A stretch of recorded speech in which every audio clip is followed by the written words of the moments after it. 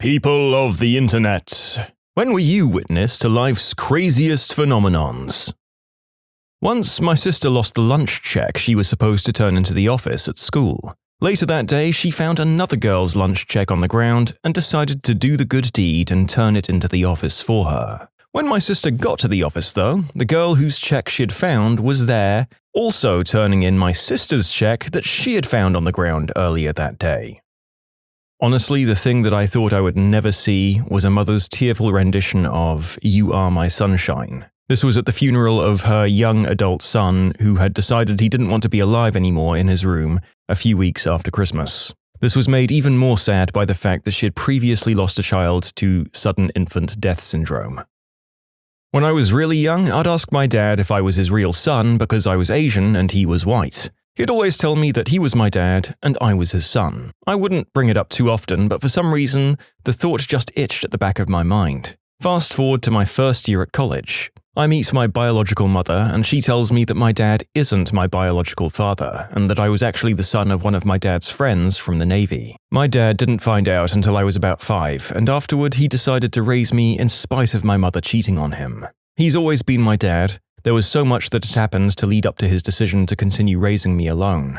I have an enormous respect for him. Now that I'm an adult, I can see that not many people would have taken the road he took. He decided that he had a moral obligation to keep raising me, and he wrestled with the legal system back when there weren't many rights for single dads. On the flip side, I also love my mother because in the end she realized that she wasn't capable of raising me and relinquished full custody to my dad. You know what's crazy is that my story isn't even unique. So many people have had crazy family drama. It really puts it in perspective. My husband is a high school football coach and the first game of the season is tomorrow. He's already been offered money, bedroom favors, and free yard work from parents as long as he starts their kid. He isn't even the head coach. Our oldest son is on the team, and my husband likes to point out that our son doesn't always start either. I really hate parents. It's high school. It's time to cut the cord. If your kid isn't good, they likely won't be on the field much. What the actual frick? Is this Texas? Because I know that football is more important than food there, but my god, some of these folks are taking it way too seriously even for that state. So many questions. What social class is the school? How bad are their kids? What is on the line for them to offer these things? I work in retail sales, selling pretty common technology. You meet all sorts of people. People who are weird, people who are cool, people who are absolute jerks. I've made friends with my customers a few times, although I usually keep everything on my work phone. No Facebook messages or hangouts. I've grown up and currently work in Texas. A wonderful place. I met a nice older lady at work who I'll call Mrs. Texas. She was always decked out. Texas purse, Texas boots, Texas nails, the whole deal. She bought her tech somewhere else and, like most people her age, had a billion questions. She got sold something that's pretty crappy and got tired of the people who ripped her off. Mrs. Texas came to my store and I started helping her out. I'd say probably once a month for about a year she'd come in and I'd need to fix what she had. Nothing too major, just reorganization things and telling her everything's good to go. We'd chat a little bit. One time her tech suddenly reset in my hands. I felt guilty, although I knew I did nothing wrong. She lost pictures of her dog that had just passed away. Most people would cuss me apart and I'd have to kick them out for things like this. She was upset, but not at me. Great frickin' lady. She started having a few surgeries on her eyes. They didn't heal at all. It really stressed her out and slowed her down. The last time I saw her in the store, she could barely see. 2 days ago, I got a phone call from Mrs. Texas. She said it was important and asked me to call her back. Hey, usually, frick customers and their tech questions once I'm off my shift, right? But I called Mrs. Texas. She explained that she had recently fallen and broken her arm. After sitting in the hospital for some time, her liver and kidneys gave out. She lost a ton of weight and knew her time was coming. The conversation was weird, but she was so calm. She told me she was going to die soon and wanted to thank me for being such a nice guy. Mrs. Texas called me on her fricking deathbed to thank me for simply doing my job. I bought her some flowers and went to her house today, talked for a while and said goodbye. She was as happy as someone who knew their time was coming could be. Mrs. Texas will probably pass soon. I've said my goodbyes and thanked her for blessing my life. Sorry for being such a downer, I just really wanted to post this and I didn't know where else to go. I'm a preschool teacher. One of my students sheepishly asked me if it was okay to ask me a question. I, of course, assured her she can always ask me anything on her mind. She then says, "Only mamas can say mother fricker, right?" After sucking my entire face in to prevent myself from laughing, I confirm, yes, only mamas. Not really a story, more of a question. I didn't know where else to go. I worked with the guy who has severe autism. Whenever I come in, I always cheerfully say, "Hi, Johnny." Obviously, because of his condition, he never responds. In fact, he doesn't look at me, change his facial expression, or do anything to indicate he heard me. But sometimes I'll ask him how he is and he'll look at me in the eye and quietly say, "Good." Other times, he will come up to me and strike up a conversation with me at his own volition. Or if I ask him questions, he'll answer. A lot of times, I'll joke around with him and I can make him laugh. But this is my question. Is there a chance that I'm bothering him by saying hi to him? Might he just want to be left alone? Or does he maybe appreciate people saying hi to him, even though he can't respond? I've never worked closely with anyone who has autism, so I don't know what their preferences are with certain situations such as this one. My brother is autistic, and all cases are very different, but it seems like a common thing is that they need predictability. I'd say just to make sure you make a routine with the way you interact with him and he'll feel much more comfortable. My wife is a therapist who works with neurodivergent children, and my brother absolutely loves her. She always greets him the same, and I always notice him open up when she's talking to him. Thanks for being kind. Yeah, this is a complete guess, but if he starts conversations with you of his own volition, you make him laugh and he doesn't react negatively when you say hi, he doesn't mind a bit. You might even be his good buddy. I frequently walk my dog at a ravine near my house in Toronto. On more than one occasion, a Chinese tour bus has pulled up and flooded the ravine with old Asian women who proceed to take pictures of me and my dog. Sometimes when I'm feeling down, I just think that somewhere I'm in some old Asian woman's slideshow. I smuggled 2 illegal workers out of my job and drove them to the airport and bought them plane tickets so they could get back home. The job was at a summer camp and they lived in the staff house on the property and didn't have cars in the US, so they were just stuck there all day every day, being taken advantage of and overworked, and one day they broke down. And I was like, alright, let's do this. I got fired the next day. I mean, I'm sure that they had to write a fake bullcrap reason on why they were firing you, but part of my brain likes to think that your old workplace gave you a pink slip saying, "They smuggled out our illegal labor slaves, meaning that now we have to pay for workers or find more." Regardless of my silly musings, well done. You did a great thing for those people. So, my sophomore year of college, my roommates and I had the best thing happen ever. I lived in a house with 7 of my good buds. It was a big state college, fun college town. We had a really crazy time, but this was the cherry on top. In the last 2 weeks of our lease, a guy just knocks on our door saying that they're scouting locations for a TV pilot to film a scene. 2 days later, he informs us that they want to use our house. The show's working title is Migilantes, featuring a gang of little people that defend other little people from persecution.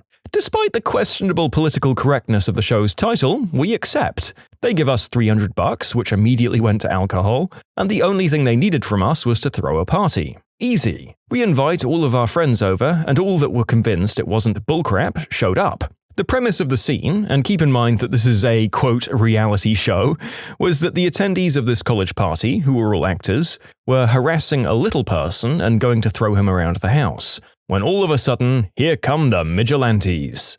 They burst through the front door as we're all chanting, "Toss! Toss! Toss!" and start to beat the crap out of the evil partygoers. This involves them pinning them down and pulling their pants down and then sitting on them. The whole scene is absolute chaos as my friends and I are cheering on the debauchery for the several takes that they do. Once it's all over, my buddies and I are sharing drinks with the gang of little people, and one of them even went out with us the next night. I've told this story countless times, and thankfully I still have a few photos and videos to validate that it actually happened, otherwise there's no way anyone would believe me. Last I heard, the show wasn't picked up because the network didn't think that the Migilantes were doing a good job of defending against persecution by just beating people up. I haven't seen the footage, but I would pay a pretty penny to get a hold of it. Anyway, been wanting to share my story for a while now. Just not sure where it fit. My grandmother was murdered by her caregiver on the 17th of June 2016. The caregiver hit her in the head with a hammer, dismembered her, put her body parts in trash bags, drove them about 2 hours across the state line, and dumped them in the middle of the night. She burned all of the bedding, her purse, and tried to set some of the parts on fire. On the 21st of the same month, the detectives interrogated the caregiver with evidence they'd collected. She gave a partial confession and told them where the body parts were. My mum is really struggling. I'm going on vacation for 2 weeks, leaving Sunday, which has been planned for a while, and we're leaving the country. I feel guilty because my mum is struggling and I'm excited about vacation. I feel guilty that I'm not struggling with everything the same way my mum is. I could write for an hour and still not give you all the details of the crazy stuff that happened with my grandmother's murder or process all of my feelings. You can submit your own stories to be featured here on the channel. The story submission link is in the description below. And if you want to listen to some vibey music in the background, check out easymode, also linked below, and subscribe. I grew up in a really small town. Everyone knew everyone. I wasn't very well liked by a lot of the kids in my school, and as a result, I was bullied. I got my first boyfriend when I was 16. I'd wanted so desperately to be liked because I felt so alone since my grandfather, who raised me, had died a month before. So I did any and everything he wanted. I was pregnant within a month. I was so embarrassed I dropped out of school. My boyfriend then cheated on me. My grandmother kicked me out. I lost the baby. My boyfriend's sister started a rumor that I'd never actually been pregnant and had lied about the entire thing, and being that I hadn't been very far along before I lost the kid, pretty much everyone in town believed her. I became the laughingstock of my hometown, so I left. I briefly lived with my mother a state over when I was 17. The entire reason I'd been raised by my grandparents was because my mother was not capable of looking after a child, so as you can imagine, when I moved over there at 17, things did not go well between her and I. I lived with her for maybe 2 weeks, and then I met Trey, and he really saved me from the hell that was my life. When we got together, he did everything in his power to get me away from my mother. He and his parents came up with an arrangement. I could live with them and continue to be in a relationship with Trey, but we had to sleep in separate rooms. Trey's parents are very religious, so this is how they justified allowing their son's girlfriend to live with them. All they asked for in exchange was for me to help out around the house. So I did. I got a job and started paying rent. I got my GED and my CNA. I worked as a CNA at a long-term care facility, and also as a shift manager at a local convenience store. Trey and I got engaged. We've been married for 2 years now. We have our own place, a ferret, and a new puppy. I no longer work as a CNA or a manager. Currently, I'm a waitress and I love it. Trey is finishing his last year in college as an education major and is in a band that plays paying gigs and has a sizable fan base. I'm pursuing my writing and considering going to college. We can pay our bills and do so on time. I have a home now, and a husband and a family. And really, there's no moral to the story, it's just amazing to see how far I've come in 4 years. And please consider what I'm about to say. No matter how dark your days may become, don't ever give up. Even when you feel like you're at your wit's end and you don't have the strength to move forward, make every effort to continue on. I know what it's like to feel like you have no will to move forward. I know what it's like to feel like death would be a sweet release from what you're living in, but it can get better and it will. I can promise you that. When I was 16, I never imagined that at the age of 20, my life would be completely turned around. I never thought I'd find love. I never thought I'd see a day where I didn't want to give up. I never imagined I'd even live to see 20, but I did. And my life, though not without imperfections, is one I'd never dreamed I'd have. Thank you for sharing. I know due to the nature of the question that this would be a pretty mixed bunch of replies, but stories like this really do inspire and encourage me that there's always a way out of even the darkest of life's pits. I hope you and your partner and ferret are well. One time I ate 26 chocolate chip cookies because I was mad at my little sister and didn't want her to have any. I then proceeded to throw them up all over the place. I was pretty much a toddler at the time. My parents had brought a brand new inflatable boat for a few $100s. They'd fully inflated the boat and we were testing it out in the backyard. While they were sitting in it, I went to the kitchen, grabbed a knife, went back to the backyard and stabbed the boat right in front of them. What followed was a tumultuous couple of hours. I just came back home after 6 weeks to discover that at some point during that time, the breakers tripped and the house was without electricity for a long time. You can imagine what happened to the freezer, but you probably can't imagine the smell. I am not looking forward to cleaning that up tomorrow. Okay, update, I'm about 3/4 done with the crap. It's not nearly as bad as I feared, but it was still pretty nasty. All you people who keep saying that the smell will never come out and I should just replace the freezer, you all need more bleach in your lives. One time I went to Maine and lobsters were only about $3, so I ate 5 of them and then chucked them up all over the lawn. You know, this whole group of stories is just such a frickin' roller coaster. Jesus Christ! A year and a half ago, I was an active alcoholic who spent his day working with kids and his nights drinking to black out or pass out. I hated my job and myself. My New Year's resolution in 2015 was to start a business a month for a year and hope that one of them stuck. Mostly, I just wanted to make myself face that fear of failure head on. It's now 20 months later. I'm sober, I've lost weight, I've reconnected with my family, and I managed to try 5 businesses before the 6th one stuck. I moved home and run a jelly company while I start my MBA. Seriously, I'm writing this right now as the new batch boils away and my 3rd employee runs the dishes. The point is, fear sucks. Face it hard and you'll be much happier.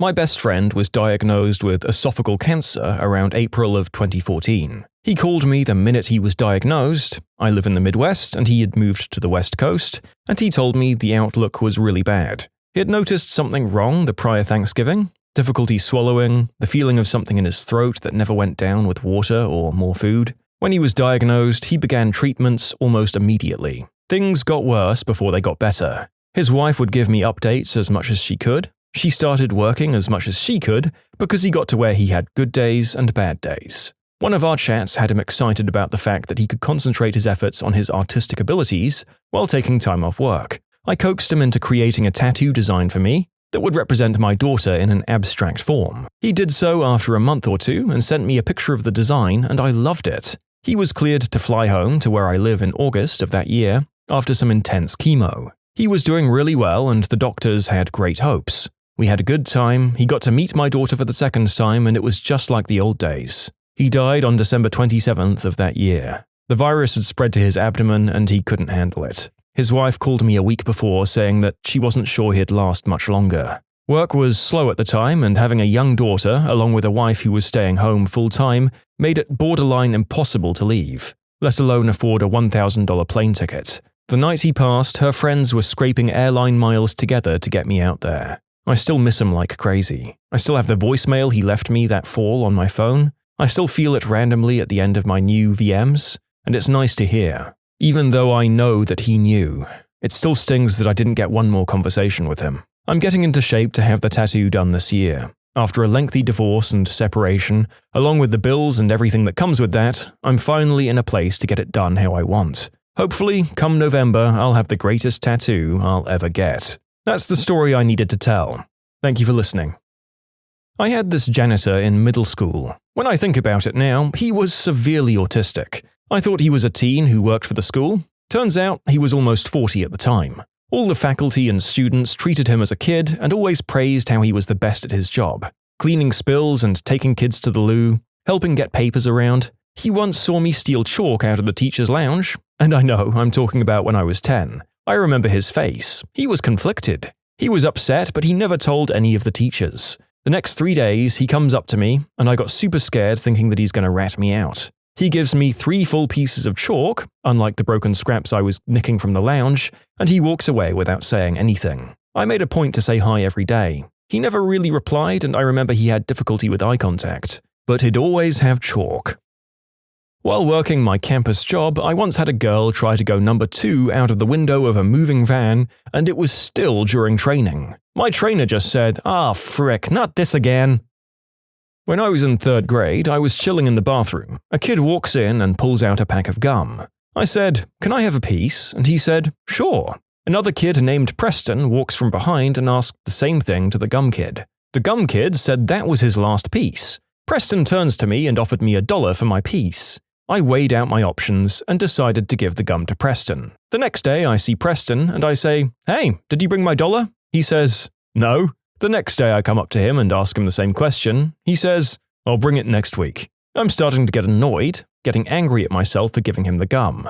The next week comes, I ask him again, and he says, "In 4th grade." Now he thinks it's a frickin' game. Little does he know I'm very persistent. Every couple of days, I'd remind him and he'd say the same thing. "In 4th grade." The first day of 4th grade, I come and find him. I ask him again, "Where's my $1?" He bumps it up another year, saying, "5th grade." Again, I bug him every couple of days. Now, this went on for a couple of years. In 6th grade, he said he'd give it to me in junior high. In junior high, he said he'd give it to me in high school. And in high school, he said on graduation. Now, I'm holding him to this. We'll most likely never see each other again after that, so it's then or never. 3 years later, it's graduation day, 9 days since I gave him the gum. I walked, got my diploma, everything was going great, but in the back of my mind, I know the actual goal for the day is getting my fricking dollar. I walk through crowds of people, still can't find him. Just as I'm about to give up, I look over and Preston is standing there, holding the dollar. My eyes light up. I finally got my dollar. I grab it, hold it in the air, and yell. I give him a big hug and he told me, "Dylan, that gum was fricking delicious." And we parted ways.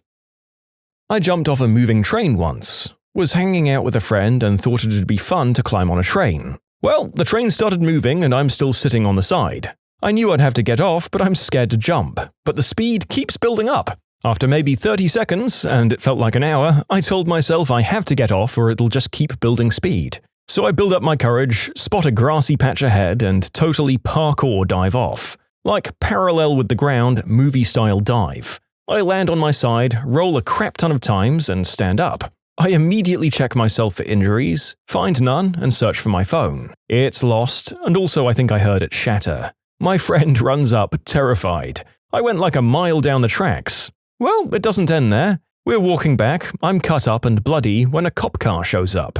The officer gets out, looks at me and says, "Son, did you jump off a train?" Long story short, someone saw me and reported me. He thought I was a runaway kid at first, found out that I wasn't, told me I could be thrown in jail on multiple charges, but lets me off. I had to ride in an ambulance though to make sure I was fine, which I was. And to conclude, that's when I officially decided to become a paramedic. What's the most ridiculous rule in your place of work? I'm a teacher, so I have a million stupid rules I have to follow. But the worst one is that my performance evaluation is based on student improvement on the STAR literacy test. I teach woodshop. At my old job, HR held a meeting to tell us that there was too much swearing on the sales floor. Someone raised their hand and pointed out that swearing is very common in our industry, and that it is the way that our customers speak. HR later sent out a memo explaining that swearing should be limited to conversations with clients. It was amazing. Please only swear when in the presence of a customer. All customers should be greeted with a jolly, "What the frick is up?" or a chipper, "Who the frick crapped on you today, you B-word?" Any attempts to not insult or demean our customers will be written up. Frick you and have a great day. HR. Somewhere I have the email printed out. I had a crazy crap folder where I kept nutty emails, and that HR memo was definitely one of the best.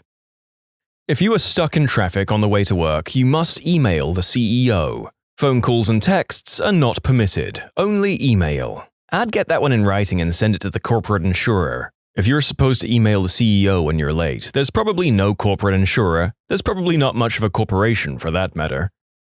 I used to work at a place in which my boss implemented a no more than 2 glasses of water a day policy. What a chump. I ignored this rule and complained directly to our CEO, and the matter ended later that day. What was weird though was that the majority of people actually followed the rule, and some even shopped me up to HR about breaking the rules. I left not long after that because not only was my boss a member, but if my colleagues were going to HR over me drinking water, then I obviously couldn't trust them. What industry was this where they felt the need to limit water drinking? Sadly, they were probably trying to limit bathroom breaks.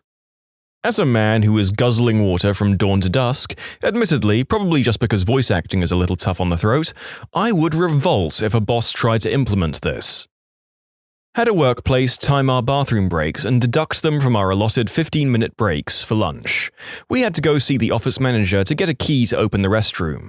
As soon as we left his office, he would start a timer. When you got back, he would stop the timer and tell you how much time you needed to deduct from your lunch or next break. They watched our breaks like a hawk. Also, if you made a mistake, they would stand over you and time you while you fixed it and deduct that from your lunch or breaks. You couldn't bring anything that smells for lunch, and they had no way of heating anything up. I worked out my contract and split. I would troll the heck out of that manager. Just pee in the sink. Then go ask for the bathroom key, be gone for 21 seconds, and give the key back. Do this often. Confuse the frick out of him while simultaneously interrupting his day 30 times. Worth it. Business casual dress code even when I work at home. They Skype me to check. What the frick? Why? What business are you in? Exactly my thoughts on it. I'm an intern for a small logistics company. My dad told me this one a while back. He used to work for a PR firm. The way he described the office environment, think The Office, but in the 1980s. The company hired a corporate efficiency specialist to come in and improve things. She came in and implemented all kinds of rules which seemed to follow some sort of caste system. Her philosophy was the higher your rank, the more perks you get. Her idea of perks? Number of pictures you're allowed in your cubicle. Whether you're allowed to have a potted plant or not. Coffee mugs were only allowed to senior employees. Others had to use paper cups. Being allowed to leave the office for lunch was also considered a perk. Needless to say, a coup soon followed and she was tossed out on her hiney. Dress code policy is just dumb at my work. Different positions have different requirements, even though we all work in the same office. My favorite rule, though, is the one on shorts. We can wear shorts on Fridays, between Memorial Day and Labor Day. However, the shorts can't have pockets on the side. It was written to discourage ratty cargo shorts, but the way in which it was written allows me to wear gym shorts. So I do. Once worked at a place where some mini-boss decided that since UPS trucks don't turn left, we shouldn't either. I don't know if UPS trucks turn left or not, or if that is beneficial to them or not, and frankly, I don't care. The point is that mini-boss thought they did, and that was the reasoning he gave. He was an idiot, I didn't stay there long. This was a goddamn ambulance company with a 911 contract. I will turn left if and when I fricking need to turn left. Not my current job, but I used to work for some crazy people. You had to stand in a specific area while eating so they could see you on the camera. Don't talk to customers longer than 3 minutes unless you're making a big sale. Even then, keep it short. Answer the phone within 2 rings. Keep the conversation to less than 30 seconds. You can't talk to your coworkers outside of work. You can't talk to your coworkers while at work, even if there was not a single customer in the store. I'm sure there's more, I just can't think of them right now. Old job of mine in a warehouse. Our stations were pretty far apart, so when we'd listen to music, we'd all usually have our own stuff playing. Not a problem since you could barely hear the neighbor's music. Well, the CEO didn't like hearing multiple songs when walking through the warehouse. He made a rule that we all either had to listen to the same music or none at all. I'd put on the same song, but everyone started at 15 seconds apart.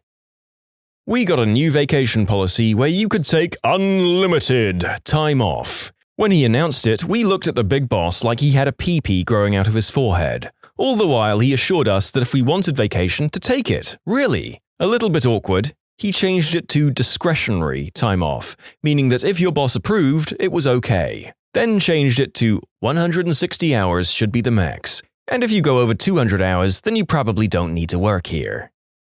I can't reconcile with how these people implement these policies and come across as a good person in their own heads. It's one thing to be desperate in rough times, but the sneakiness is what gets me. I once needed a pen. Figured this was a reasonable ask. Went to the supply closet on my floor, which was locked. Asked the floor's admin. She told me to go to the main supply room in the basement. Went to the basement and explained my situation of needing a pen. They told me all requests for supplies must be approved by my department head. Problem is, being new, I'd never met my department head. She also worked in San Francisco. I work in Milwaukee. So I needed to send an email both introducing myself and asking her if I had permission to get a pen from the supply closet. This is my favorite one so far. It's so ridiculous in every way. In my first one-on-one with my boss, she asked me how everything was going. I said fine, but explained that I wasn't able to get a pen, which made taking notes and meetings difficult. She got up, went to her desk, and grabbed me a handful of pens. If you had to take leave on Monday or Friday so that you had an extended weekend of 3 days instead of 2, it was counted as 3 days leave, counting Saturday and Sunday. Deal with that. This was in a small private company in India dealing with medical writing. If you're 1 minute late, it's tardy. If you take a half day, nothing goes on your record. I was told to just take a half day if you're going to be late because they straight up fire you for tardies. Also, if you clock out early, it's a tardy. If you have to go to the doctor on lunch break and it's going to take an hour and 10 minutes, take the rest of the day off. Weird.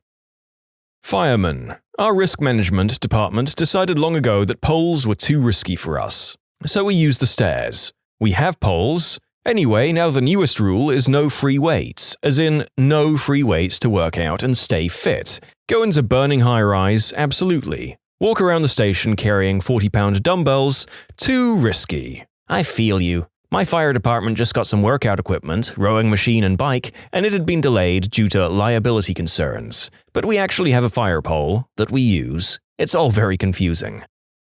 We aren't allowed to wear jackets unless they're purchased from the resort gift shop with the hotel name logo on it. They're $50+ and we don't get reimbursed, but it's the price you pay to stay warm in the cold months. McDonald's did this to us when I worked there. They paid half, but they were still like $50 to $60 for a crappy fleece. I just wore my regular jacket and nobody said a thing.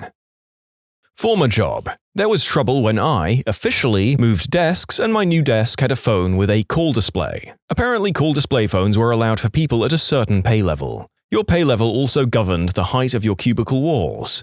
My manager's solution was to promote me. Another former job, we were mandated to work on an engineering-related project outside of work hours, because a responsible engineer always gives back to the engineering community. I could live with that. However, your project had to be related to the company's business. We have to do all of our paperwork at least 3 times. There is a copy of it in our personal folders, a copy online, and a copy in our store folders. Not only does it waste time and paper, but forgetting to do one has gotten people fired. They did the other 2 identical pieces of paperwork confirming that yes, they did take out the trash, and yes, they did check the store voicemail, but how dare they forget to do the 3rd piece of identical paperwork? Our weekly visits from corporate revolve around whether or not we've done all this paperwork. It's so redundant. My workplace doesn't let you use the word problems. Instead, we have to say challenges if something is wrong, as a problem is a negative word, and challenges promotes the fact that there is room to fix said problem. But problems have solutions. I'd love to have a boss tell me my drinking has become a challenge. Former job at a law office. One of the partners sent an email to the entire staff that employees were not allowed to gossip in the building. What was everyone gossiping about, you ask? Oh, said partner was divorcing his wife and sleeping with one of the associate attorneys in the firm. But don't gossip.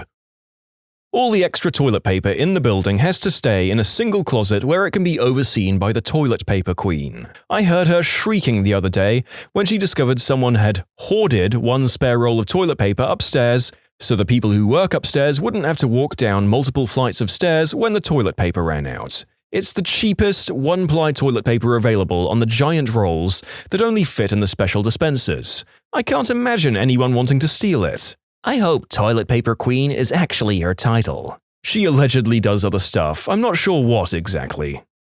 Hear that, kids? If you work real hard and keep your nose clean, you too can maybe one day be your office's toilet paper queen. Godspeed, listeners.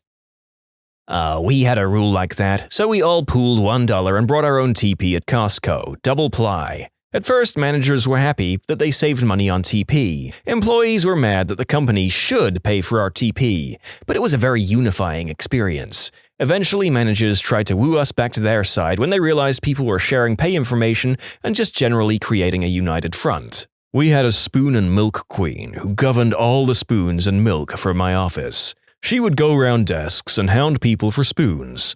People bought their spoons in so they wouldn't have to deal with her. But she didn't understand that people could bring in stuff from home and was adamant that they must belong to the company, and got angry if you opposed her spoon reclamation mission. She also redesigned our kitchen. In her grand redesign, she left out a cutlery drawer. But we still have triple-height pots and pans drawer, so that's something. Although no cooker or pots and pans, so it's completely empty. Thankfully, she was let go.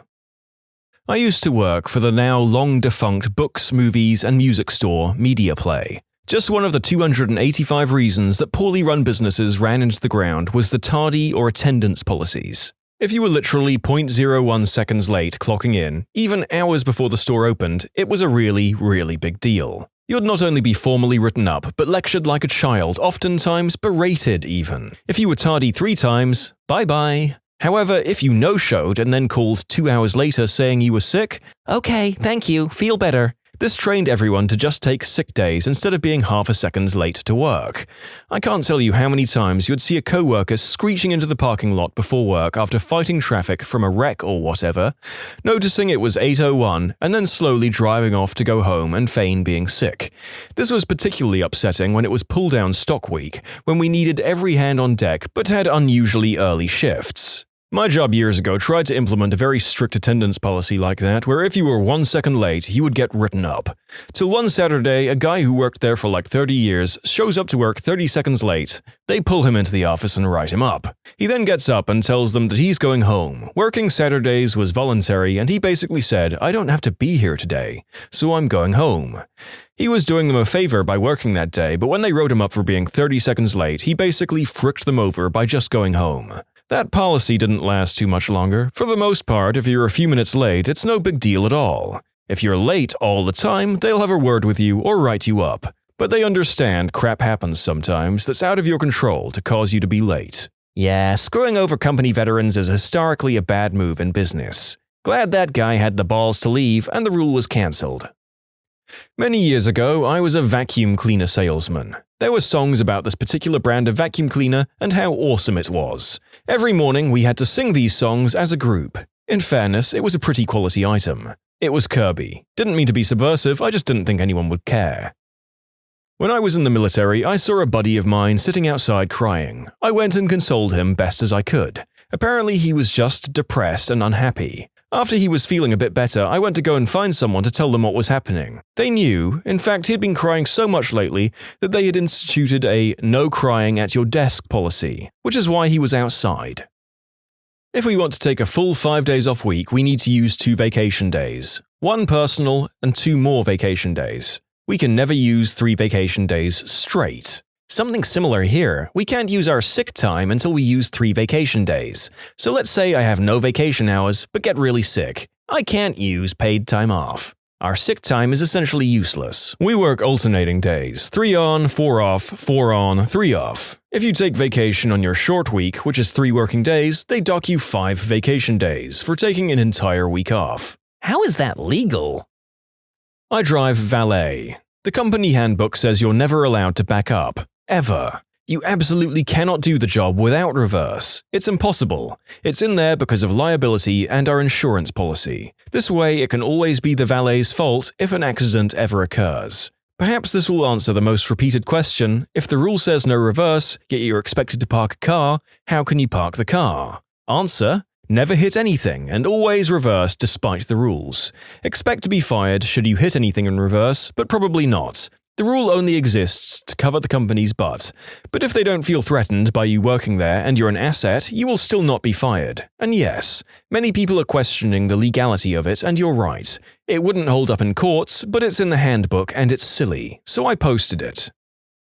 We can't ask others if they just want to come and grab a coffee in the break room. Just develop a subtle nod that means the same thing. How about a slap on the bum and a wink?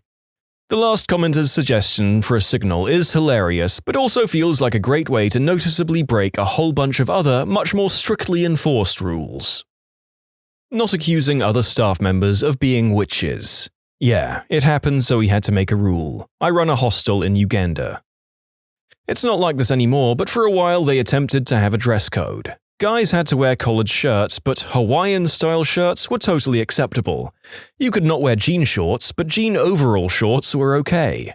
I got sent home one day because my shorts weren't fingertip length. We were tech support. No one ever saw us, that was the best part. Because everyone is asking, fingertip length meant standing with your arms at your sides, and your shorts had to be longer than where your fingertips ended. Think grade school rules.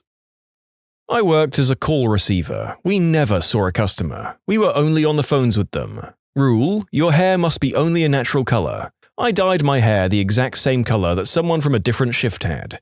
I was reprimanded. I told them that if the rule was not enforced for everyone, they couldn't single me out. Their reason for letting the other person have that color but not me: mine was my real hair dyed to an unnatural color. Hers was a weave that could be changed very easily. Really? Then why hasn't she been asked to change her hair? Because that crap is expensive. They gave up trying to convince me they were right. I had a boss who didn't like the outrageous color I had in my hair. I'm a natural redhead. One of my sisters actually got fired for a job for something similar. She's a natural blonde, but kept her hair dyed red for years. When she decided to go back to her natural hair color to cut expenses, professional dye jobs aren't cheap, her boss flipped out and insisted that she go back to red, pointing out that the company had a rule that prohibited dyed hair. He didn't believe her when she pointed out that this was her natural hair color, and fired her for insubordination and violating company policy when she flat out refused to go red again. Actually, she did offer to go red again if the company paid the styling bill. When she went in to pick up her last check a few days later, she took in a handful of pictures of her younger self to prove that blonde really was her natural color. Her boss just looked at them and said, "That just means you've been violating company policy for years, and that I should have fired you a long time ago. Don't bother using us as a reference." She was talking to a lawyer about a possible lawsuit, but I don't think anything ever came of it. I work in retail and we have on-call shifts. Your name will be listed on the schedule for a certain time as a call-in, so you have to call 1 hour before your shift to figure out if they need you to work for the day. For example, you'd be listed as on-call for 2 p.m. and wouldn't know until 1 p.m. if you were working that evening. If you don't call in, it's considered not showing up for a shift, but there's no extra pay for the shift whether they need you or not. So for 3 days of the week, I don't know if I have work or not. Can't make any solid plans to do anything except call my work and ask if they need me. I can't imagine having children or elderly that need taken care of because it would be such a hassle to arrange care for them just an hour before having to work. You people reading this want me to sue this corporate demon. I'm looking into it now and will update with any relevant developments. I'm going to dig up my contracts tomorrow and see if I can speak to a law person. Thanks for motivating me. I don't know if it's a standard, but I worked at a place where HR wasn't allowed to tell us if someone was fired. It was a big enough place that you might not immediately realize someone had left, and when you'd found out, you weren't supposed to ask why. So if you wanted to know if they were fired, you'd ask, "Was there cake?" Which was to say that if the person had retired or left pleasantly after a number of years, they'd be given a party with cake. If they were fired, not so much. For example, "I haven't seen Brian for some time. Brian no longer works here. Was there cake?" We have a lock on the first aid kits, so if you need a band-aid for a cut, you have to get the key from the safety guy, which in turn makes it a reportable accident, with mountains of paperwork and investigations. We use an unbelievable amount of duct tape now. Frick that, I'd be keeping a box of band-aids in a rarely used drawer or hidden away somewhere. There was an issue where there was too much socializing going on the factory floor, particularly when people were working while sitting down. False, skewed supervisor perception. So they made everyone stand. When that presented ergonomics problems, they brought in these weird chairs that made you sit at a slant, had no backs and no wheels, so they wouldn't cause distractions. No part of it made any sense. I feel it. At my old job as a pet bather at a pet chain, we had a stool in the salon to sit at while using the computer, and I had a personal step stool for sitting while brushing large dogs on the floor. The cashiers next door complained that they weren't able to sit, yet we were, so all stools were ordered out of the salon. I thus had to kneel, squat, or sit on the floor to brush every dog over 75 pounds. You try convincing a Labrador that the short table that goes up into the air is safe for a dog his size. What red flags about a company have you encountered while interviewing for a job? Number of contractors to employees ratio. Also specific keywords such as unlimited potential income or this is not a scam. Unlimited potential income, this, especially when it comes with the really only limiting factor in how you earn is you. Cue cheesy crap-eating grin. I recently had to work on some scripts involving recruitment techniques for life insurance agency development heads, and after processing all of it and learning some of the crap they use to try and cajole you into buying insurance or recruit you, I've concluded that they're terrible. Primerica by chance? They dealt with life insurance and tried to recruit me by paying $500 to take a class and get my license. I could make $10,000 a month. No. Also World Financial. I've been dropping friends like flies thanks to those D-bags who trapped them.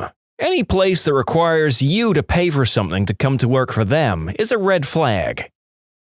Extremely high turnover, or you're being interviewed by people who have worked in their department for less than 1 year.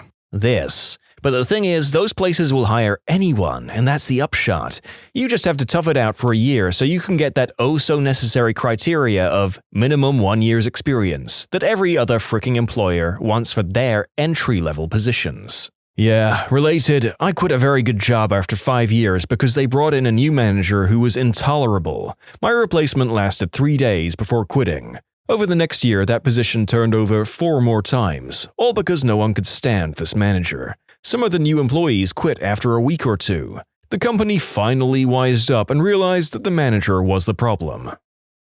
These are all pretty good red flags so far, but I'll add a few I've encountered. It took me a long time into my career to trust my instincts on these red flags. 1. When you're going to be reporting to more than one person or department. 2. Super condescending attitudes on behalf of the interviewer. 3. I work in IT, and I had a manager ask me once what I would do if I knew that restarting the system was not going to fix the problem and might make it worse. But he would tell me to restart it anyway or find a new job. I told him, if it's going to make things worse, I'm not going to restart the system regardless of what you tell me to do. I ended up getting the job, but that question actually turned out to be a huge red flag. He tried to pull crap like that all the time. 4. If I can't stand someone's personality in a short interview, I'm not going to be able to stand working for them. Awesome list. I recently experienced number 2 where the interviewer was telling me how budgets work at my current position at a place she only knows in passing. Not only was she very wrong, but I'm the budget person in my department, so I know exactly how wrong she is. This came up when she was annoyed that I didn't fill out my salary requirements on the job app for a position with 0 salary information posted. She said they needed that information from me because they have a limited budget, unlike where I currently work. Spoiler alert, my department's broke and my salary's paid on soft money. We're the exact opposite of rolling in the dough. She followed this up with, and we don't want to break any hearts, which was almost about as obnoxious as refusing to give me any kind of hint about their budgeted range for the position. So it was all about me trying to be psychic and guess a number that she felt was appropriate, while also being a number that I felt was appropriate. In the end, they didn't offer me the job, and I'm glad, since the interviews, 2, both 15 minutes or more late on their end, I've heard that woman's name come up from someone who currently works at that place. Surprise, surprise, no one has anything good to say about her. Bullet dodged. Interviewer. How well do you handle conflict, such as if you work with someone who might yell a lot? Me? Well, I don't think anyone should yell at someone while working. Interviewer. Your direct report has a history of being passionate about his work. Oftentimes he raises his voice and it might make people uncomfortable. Red flag, run! My last boss specifically ended the interview, which he did himself, by saying that he was a gigantic butthole and that people hate to work for him, and would I be able to work under a boss like him? I eagerly agreed in a way that still sickens me to this day. And I paid for it because he was a man of his word. In fact, if anything, he was subtle and subdued in that interview. He was downplaying what a massive C-word he was. Frick you, Gene. Okay, I've had some unpleasant bosses in my past. Maybe I would have saved a lot of time if some of them had told me up front that they were just absolute buttholes. Last interview I went to, they told me they were going to be bigger than Facebook. The company had 6 Facebook likes and a web page smothered with errors, and got angry at me when I suggested some easy 1-minute steps to fix them. It was for a tech company. You could have just finished with, "We're going to be bigger than Facebook." Did they tell you that they couldn't meet your salary requirements, but would make up for it with stock options? They always seem to have a terrible vesting schedule as well, to the point that you know the company won't be in business long enough to actually vest your options, which I'm sure is not an accident. So, how's the work-life balance here? Followed by laughter from them. This question triggered a big green flag from my current employer. They said that they were really flexible with scheduling, and I could make my own hours as long as they occurred between 5 a.m. and 7 p.m., and that I would receive a few weeks' notice if my hours were going to ramp up for any reason. Really one of the biggest reasons I'm still here. My current job is like that. I asked about the start time and they were like, most people start at 9 a.m., but as long as you get your time in, we don't really care when you're here. The vacation policy for salaried employees is something like, write the days that you'll be gone on a big calendar so we know when not to bug you. Granted, they expect about 55 hours a week, but coming from a job where I was written up for coming in 30 minutes early so I could leave 30 minutes early, never mind being on call 24/7, it's very much a perk. The biggest danger, screaming red warning flag was when I asked about work-life balance and specifically, what's the day-to-day look like? Apparently all the devs started at 11 or 12 and they were there until 8 to 9, indicating 0 families, home lives, girlfriends, or anything else important in their lives that isn't working that kind of schedule. I ended the interview as quick as I could after that. Sure beats 7 to 9. The guys interviewing me took me out to dinner, then went back to the office for a few more hours. One of them had a newborn at home. Right after I graduated, I interviewed for an entry-level data entry or admin position. They offered to hire me if I paid them $750 to complete their training course. Ugh. Oh boy, I've got a list. The interviewer had me stand against the wall while he rated me on my wardrobe. Father-son operation. The two interviewed me, argued a bit over stuff in front of me. Employee manual of one company, I don't know why they gave it to me at the interview, but they did. When the employee is no longer useful to the employee and company must part ways. Italian firm getting started in the US, the interviewer actually excused himself to go fondle the secretary. Googling the firm netted a few links to OSHA violations and deaths. Facebook page of one employee talking about his life on an oil derrick in the Gulf of Mexico. Travel percentage kept changing wildly in the interview. Panel interview, a few folks got up halfway through. Very vague questions about qualifications, mostly about me. Generic skills test and then a DISC assessment. This is a 110% job. You'll also be expected to work at least 2 weekends a month. I'm encountering a series of red flags right now. So far I've had 5 rounds, yes, 5, of interviews for a mid-level managerial job. All but one of which were rescheduled by the company at the last minute due to conflicts with the various interviewers. I finally reached the final round with a senior executive a couple of days ago, only to have that person show up in an annoyed huff and announce that they had only just now received my resume. They then went on to say, and I quote, "I don't even know why they're considering you for this role." They then followed up with this gem, "Which of our offices is this for again?" Needless to say, after all that rigmarole, I plan on turning down the offer if they send one. We work hard and play hard. Bullcrap. You just work hard and have awkward social get-togethers at most once a month. This isn't Wall Street. All that's going to happen is that you're going to make me work 60 hours a week because of this mentality. I work at a supermarket where we work long shifts, and then once a year we have a Christmas do so loud and out of hand that we've been banned from several pubs and clubs. Actually telling me about any obligatory playing corporate activities. Guys, I came here to work. I already have a family to spend my life with. I'm not going to substitute my life for you. You may be a part of my life, don't try to grab the whole life. I work for the Air Force. They love to have mandatory fun times. Everyone hates it. Want us to have fun? Give us the afternoon to spend with our families. I already spend more time with my coworkers than the people I love. Interview at a landscaping company. I commented on how nice all the plants were and what a relaxing environment the office must be. The interviewer laughed nervously and said, "It's not really." Then I met the boss and was talking about how I work well with my past managers, and he said, "And what if your manager is a difficult person who yells a lot?" He was referring to himself, and I knew it, but I was desperate and needed the job. Luckily, I left after 3 months. I had a boss describe himself as sometimes acting a little bipolar. Not to mention his wife worked for him, so they would have screaming matches from their offices and be really passive-aggressive.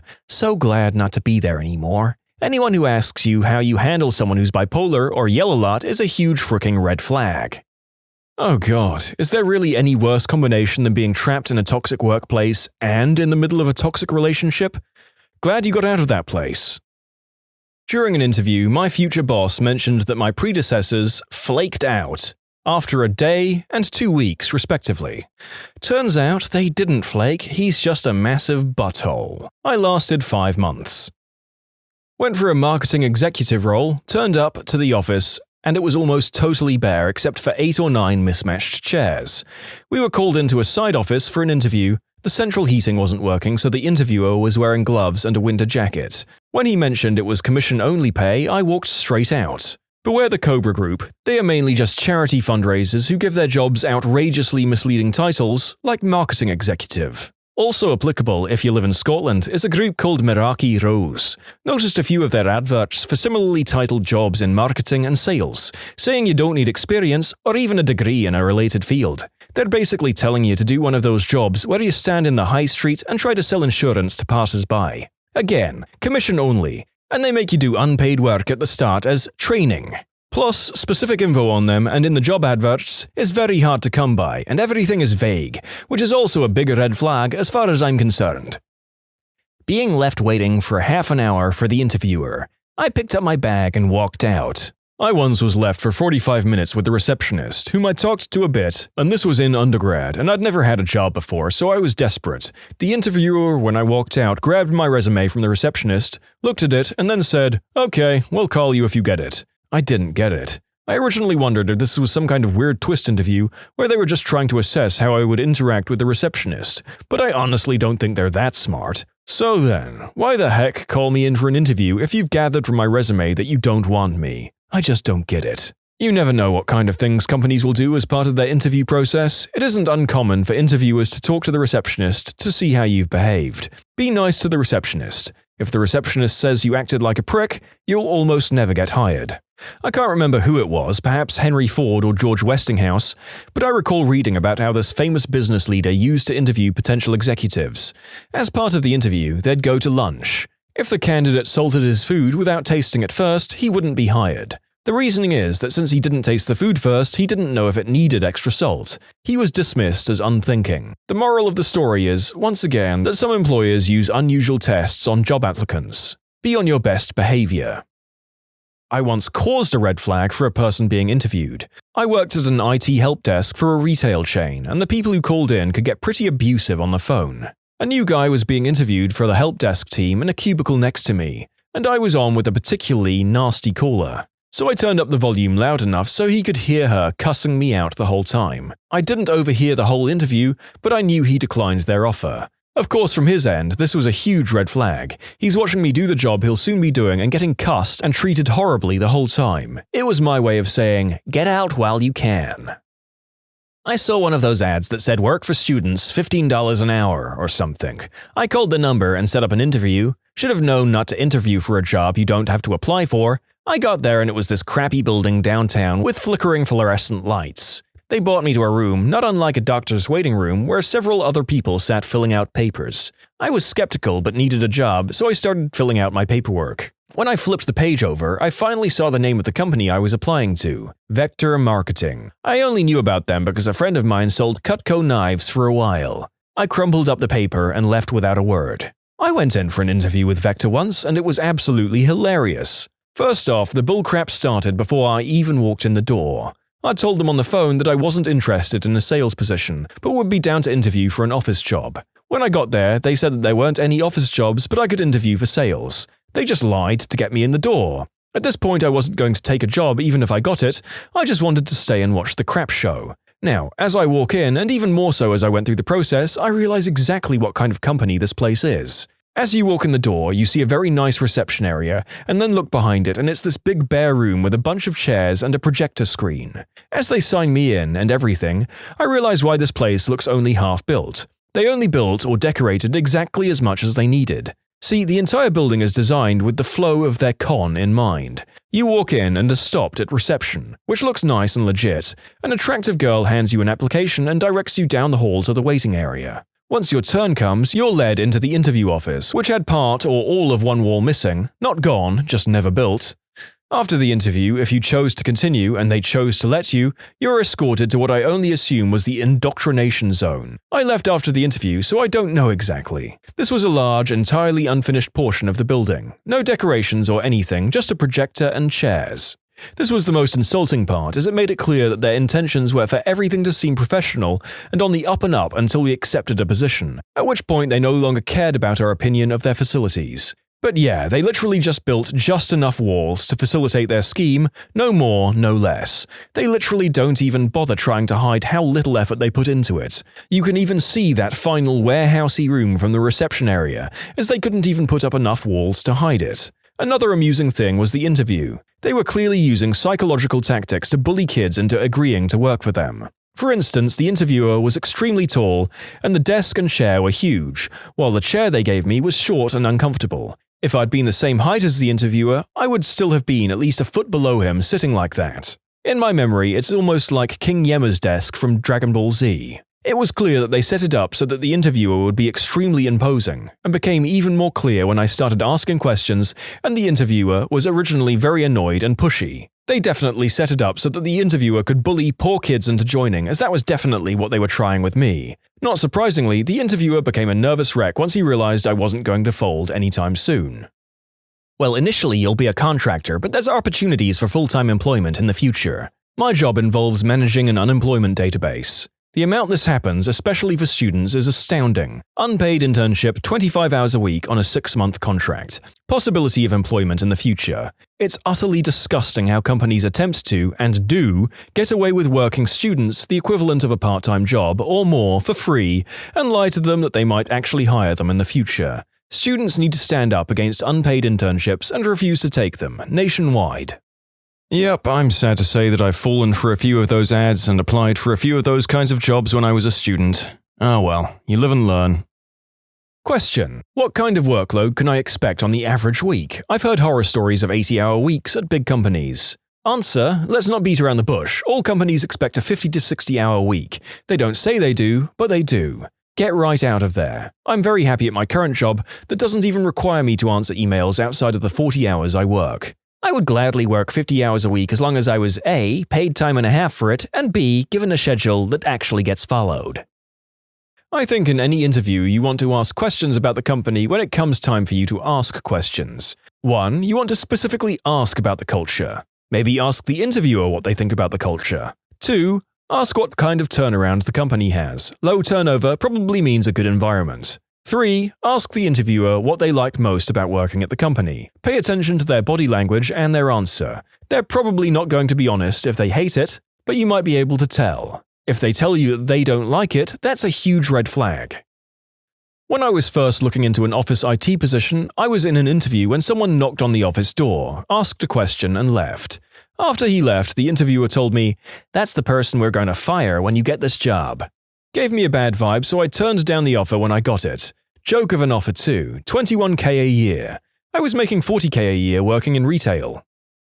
Things I've encountered. Bad-mouthing other applicants. Not by name, but still not cool. Didn't even look at your resume before they offered you an interview. Then mentioning they didn't even look at your resume before offering you an interview. Offered you an interview, again, before they even looked at your resume, for a position you don't have experience or skills in. The good old gem, the pay sucks and the hours are long, but the work is great. Bad-mouthing other facilities or businesses in the same field. Group interviews where you're expected to give your answer in front of 8 or 9 other candidates. I've probably encountered other red flags, but these were the ones which stuck out the most for me. A thing called knowledge fishing. I interviewed for a building company in the UK for a marketing executive. They wanted to branch into residential builds from a large commercial network, but the marketing manager said they had no idea how to go about it at that stage. Well, I went through the interview process and did my best, then I got a message from them about a week later that I was through to the next stage. However, they wanted me to give them a full presentation of what I think their whole marketing strategy should be for every area, including social media and online marketing, and they wanted a full hour on each part. They ended the letter by saying, "Don't worry, we have a marketing plan. We just want to see if your thoughts are similar to ours." Ding ding ding, bigger red flag than at the end of the first act of Les Miserables. It's worth reiterating that this was a marketing executive, not a marketing director or anything huge like that. I told them I wasn't interested and left it at that. It was pretty obvious they wanted my input to make their marketing proposal, rather than to offer an actual job, especially as their letter stated something completely different to what the manager had told me. I know that this was a knowledge fishing job too, as I was talking to another agency about this and they told me that they've barred this company from working with them for doing exactly this before. In conclusion, company wanted me to do a huge presentation to them. Turned out they were fishing for ideas to implement without having an actual job to offer. Pre-interview, but if a company's website is tailored towards recruiting new employees way more than it is towards clients, it's a bad sign. A real reputable company that is making money wants their website to be client-facing first, and have a tab or link somewhere for careers for those who are interested. If 50% or more of the main landing page is catered towards selling you on why they're such a good career choice, it's either A, a scam, or B, a meat grinder business where the turnover is extremely high, or C, a company that has no idea what it's doing. What's the most cruel thing you've ever done? In high school, one of my teachers had rented a pager and numbers were on a Dymo strip along the side. Being high schoolers, we thought it would be funny to page it all the time with silly things like 8008135, spell it out, and 69. Finally, at the end of the week, the teacher looked at the pager and was clearly upset and said, "Man, someone keeps paging me nonsense, and my wife is pregnant and due any time, and we only got this so she could page me when she goes into labor so I can go get her." Oops, We stopped after that. That teacher played you guys. He knew you'd feel guilty and stopped messing with his pager so that he could free it up to run his pimping business on the side. Most people I remember from high school would have taken this as an opportunity to page him, "Baby is coming now," or similar. This was when pagers only allowed you to enter in a phone number to display on the pager. When I was young, I had an argument with a friend, so I insulted him because his parents were dead. I went home, realized what I'd done, and cried my little eyes out. He came over as I was crying and comforted me. Still don't have words for that. You insulted him and he comforted you? That's a true friend right there. It was worth killing his parents after all. Done to myself, but my sister scratched my face and it didn't leave a mark. I really wanted to get her in trouble, so I ended up scratching myself really hard as evidence, and my mum still didn't believe me. So now I just have a little scar on my cheek from all those years ago. I got a hold of my high school nemesis' email and phone number, so anytime a survey, subscription, or anything that spams you came up, I signed that B-word right up. I'm out of high school now, but I don't think I'll ever stop. Fricking hate that kid. I also used to take the pencil sharpener from where it was and use it literally inches from his face until he threw a little fit. Dude, there's a website where you can send Mormons to yours or other people's house. Of course, I would never encourage anyone to do something so cruel, but it is there. One of my friends did that to me. They showed up and I was confused for a second, then realized what must have happened and felt terrible explaining to them someone was pranking me. They laughed and said it happened all the time and they were used to it. Then they gave me a free copy of the Book of Mormon and left. Mormons are really nice people from what I've seen of them, but Jesus frick was that book weirder than the strangest sci-fi. I really don't understand how grown adults believe in that crap. I'm looking at pictures of Jesus preaching to the freaking Aztecs, and people actually believe that crap. Blows my mind. As people who listen to my videos are used to, we got a little off topic here, but my lord is it funny to know that you can send out for a Mormon prank squad in this day and age. I was in 5th grade. We were on a field trip and I wrote on a wall, "Scott's mum is a working girl." Then Scott went, "Dude, my mum is dead." Then I changed it to, "Scott's mum was a working girl." That's terrible. But it's also pretty funny, unfortunately. As a child, I remember my mother taking my sister and I through McDonald's drive-thru and ordering each of us a burger and fries. We were fairly poor back then, but Mum splurged and let us each have the treat. When we got to the window, my sister and I started whining about it not being a Happy Meal and not getting the toy. In the grand scheme of things, it's not necessarily cruel, as a child is thoughtlessly cruel to their parents all the time. But as an adult, I die on the inside when I realize how humiliated my mother must have been to not being able to afford the Happy Meals, and some nice teenager in the window gave the boxes and toys to her anyway. I apologized to her a few months ago for being such an ungrateful brat, and bless the woman, she doesn't even remember, and here I've been cringing off and on for the last 2 decades over it. I cringe when I think of all the thoughtless, ungrateful things I said or did to my parents when I was a kid. I'd like to think that neither of my folks remember any of it, or that they wouldn't have held it against me and put it down to kids being kids. I miss my mum and dad. Drove my college girlfriend to an on-campus party in her car. I had the keys. Found out at the party that she was cheating on me with a guy that was a friend at the party. Told her to get the frick out. As she walked down the street, I pounded a beer in the front yard. Realized I still had her car and dorm keys. Said, "Hey, B-word, you forgot your keys," and threw them at her. She was maybe 30 yards away under a streetlight. Keys hit her in the back of the head and she dropped like a sack. I instantly felt terrible and still do 25 years later. Her dropping like a rock under the streetlight without even making a sound is still stuck in my head. Even though she cheated, that was uncalled for. We're all good now. All is forgiven. I'm chronically ill. When I was younger, we didn't know what was wrong with me. Weekday mornings were awful because I was in an exorbitant amount of pain, and more often than not, I could not go to school. I would relay this to my mum, who would insist nothing was wrong with me and that I needed to get up and go. This was shortly after moving to the other end of the state and starting middle school, so I became extremely depressed. One day, while sobbing, I told my mum she was the reason I didn't want to live anymore. Of course, it wasn't her fault, and that's not really what I meant. I was just a kid in too much pain. Years ago, my then wife, who I was desperately in love with, cheated on me. I caught her blowing a friend of mine. We had a 7-month-old son at the time. I was devastated. For financial reasons, I couldn't leave, so we continued to live in the same house, and I was rocking the couch. 2 weeks or so later, she comes to me with a positive pregnancy test. Frick. Whose is it? No idea, still don't know almost 9 years later. I decide that maybe I can get past this. We went to marital counseling a couple of times, but after the third visit, the therapist was amazing, she doesn't want to go anymore. She's secretive but insists that she wants to make it work, and like an idiot, I trust her. Few weeks later, I see some messages on her phone, and she's still talking to the crapbag friend of mine.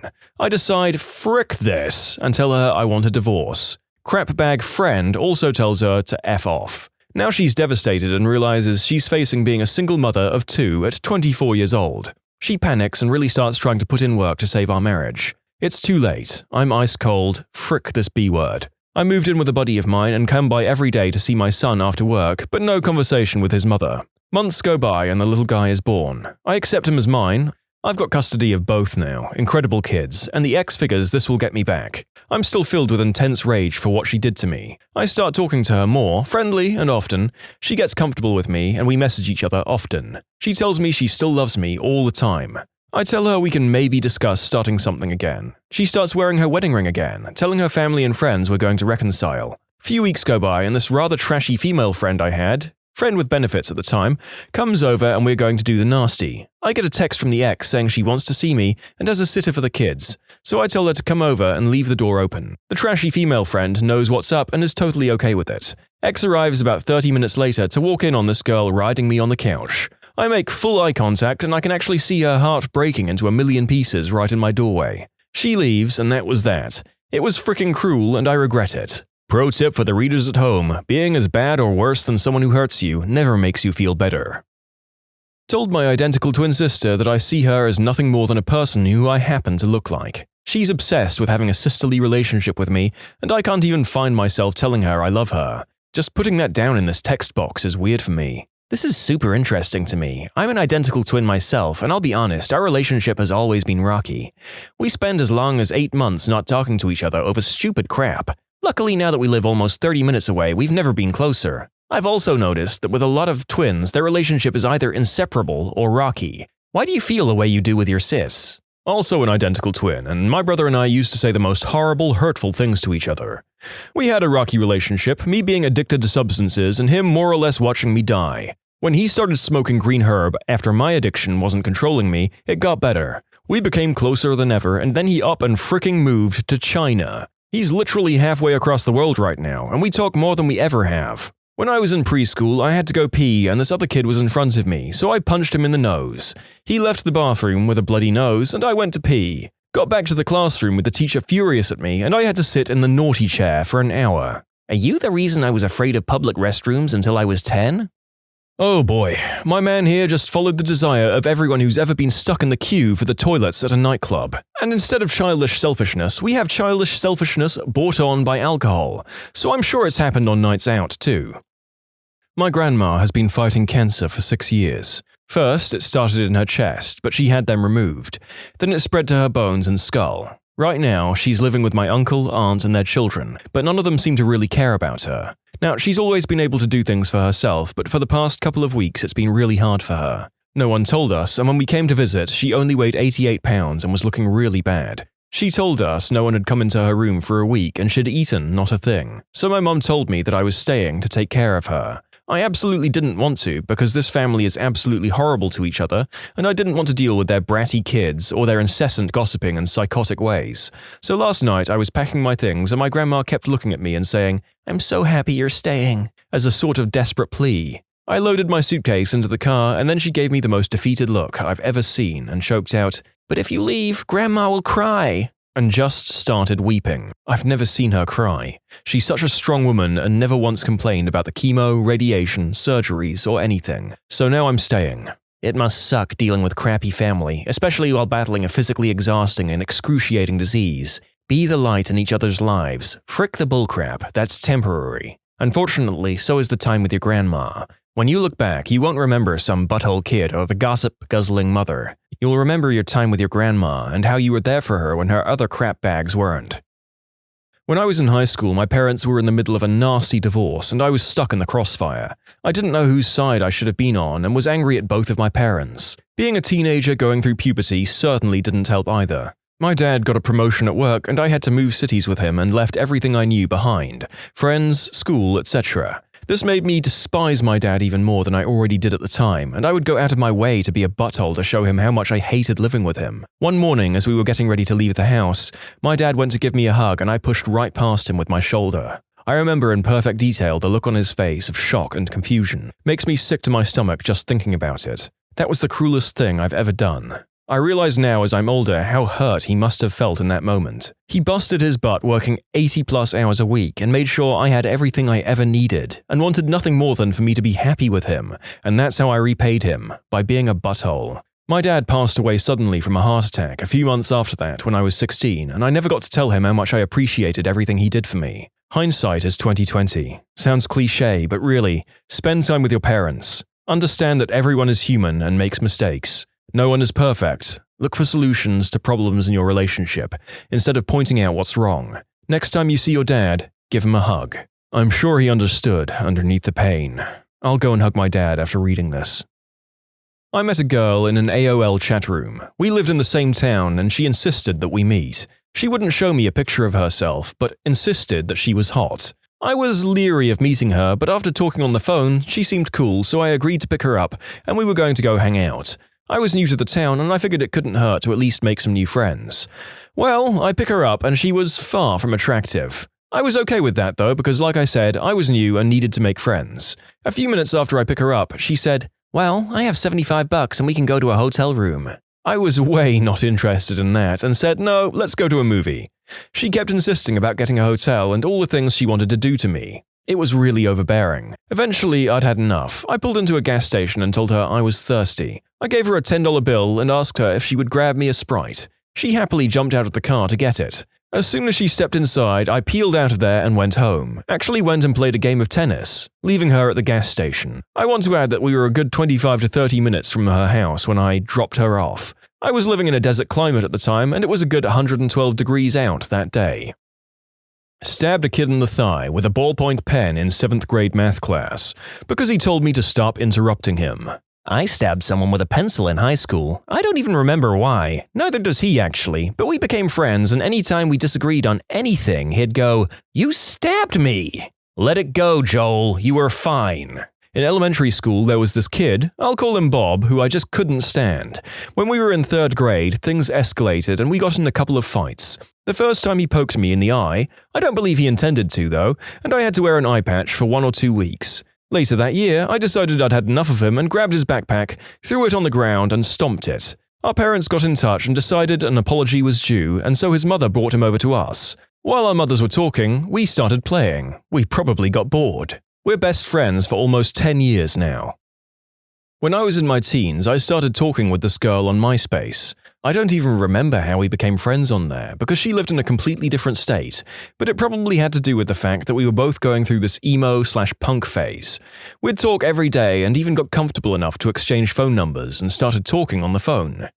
Then we started throwing around the word love. I was a dumb teenager and thought that I did have feelings for her, but really I didn't know her that well and was more infatuated with the idea of being star-crossed lovers or whatever, and it was nice having someone to talk to. We would always say how great it would be if we didn't live so far away from each other. One day she tells me she's coming to Chicago. At first I'm excited and we plan to meet up, but then on the day of I get second thoughts. I'd barely known this girl for like a month or so, and here she was, hundreds of miles from her home, coming to see me. It became much too real for me, and I was freaked out. So I stood her up. She called my phone and left voicemails and text messages, but I never returned them. I ignored her until I knew she was back home. I then said sorry to her in a message on MySpace and started distancing myself from her. I still feel terrible about it. We were just two lonely kids, and she went out of her way to see me, and I broke her heart. Back in college, I used to own an 11-foot-long, 40-pound albino Burmese python, Butters. I owned a fair bunch of reptiles around that time, but Butters was by far the biggest and gnarliest. Super tame, gorgeous, and ate fairly large rabbits once every other month-ish. The thing is, when you have a snake this size, part of the way you keep them being tame is by feeding them pre-killed food. The thrill of a snake taking down its prey can be an allure for some, and my 5 to 6 foot boas did that with rats, but not for the big boy. I took the responsible route and opted for pre-killed dinner to keep him staying sweet. The most humane and budget-friendly way to accomplish this was to use a rigid pole, in this case a honey stick, and place over the rabbit's neck, making sure to only get the neck under the stick. I would stand on it while simultaneously lifting the body up and away with a turn to snap the neck. Several pops, a few seconds of feet struggle, then just gone. Short of constructing a DIY CO2 euthanasia chamber, that's about all I had to work with. It did the trick and the rabbits suffered only very shortly. Arguably a much quicker death than being bitten and crushed to death by a giant reptile. First couple of ones were pretty rough for me. I broke down and cried a bit. Ultimately, I accepted my fate. I decided to care for this animal, so I'll do what needs to be done to give it proper care. I had a wonderful several years with Butters and my others before ultimately downsizing the stash. Found a wonderful home for Butters with a rescue shelter. They were thrilled about the massive living enclosure that came along with my donating him. So yeah, used to own a huge python, it ate rabbits, I had to snap the necks of the rabbits for the snake. Pre-killed food is ideal for huge snakes. I once hijacked a tricycle from a girl in pre-kindergarten. Had to assert my dominance. Were you in pre-K at the time, or was it like the girl was pre-K and you were 34? Oh, he meant today. He wrote this post while pedaling like the wind. I really hope that the original poster meant that he hijacked the trike when he was a small child, but then again, the alternative is just so gosh darn funny. I beat a man until he was blind in his left eye. Not a day goes by where I don't feel regret about it. Does this have a story, or do you just go around beating up left eyes? The dude was stealing from my truck and was whacked out on some substance. He seemed like a threat, but I pushed it way too far like a piece of crap. I still feel terrible about this one. This happened a lot when I was like 6 to 8 years old and my little brother was like 3 to 5. Whenever I did something bad and my parents found out about it, they would lock my brother and me in a room until one of us confessed. Usually the punishment would be a spanking. Since I hated being spanked, I would tell my brother that I would pay him a dime to say he did it. He, being so young that a dime seemed like a lot, would usually agree after little convincing. While he was being spanked in my parents' room, I would sneak into his room and break open his piggy bank — it was a Barney piggy bank that wasn't too hard for him to open — and would steal out like 50 cents plus a dime. After he would come back from getting spanked, I would give him his own dime back while keeping the 50 cents, and he would gleefully run to his Barney bank to make his deposit. My friend, let's call him A, and I were walking down the hall in school. Walking roughly 5 feet in front of us was this annoying freshman who was wearing a shirt that said "Cash" with a K on the back. So I asked my friend, "Why does his shirt have cash with a K?" The answer was, "That's just how his name is spelled." "And why did he shave his whole head?" "I think he had cancer." "Is that cancer with a K?" This is some relentless crap I should not have laughed at. Oh, for me, it's a tie between my top two. In high school, my homeroom teacher was this old Vietnam War vet who had severe PTSD. Being a lifelong military brat, you'd think I'd be sympathetic, but a wake and bake kind of impaired my judgment.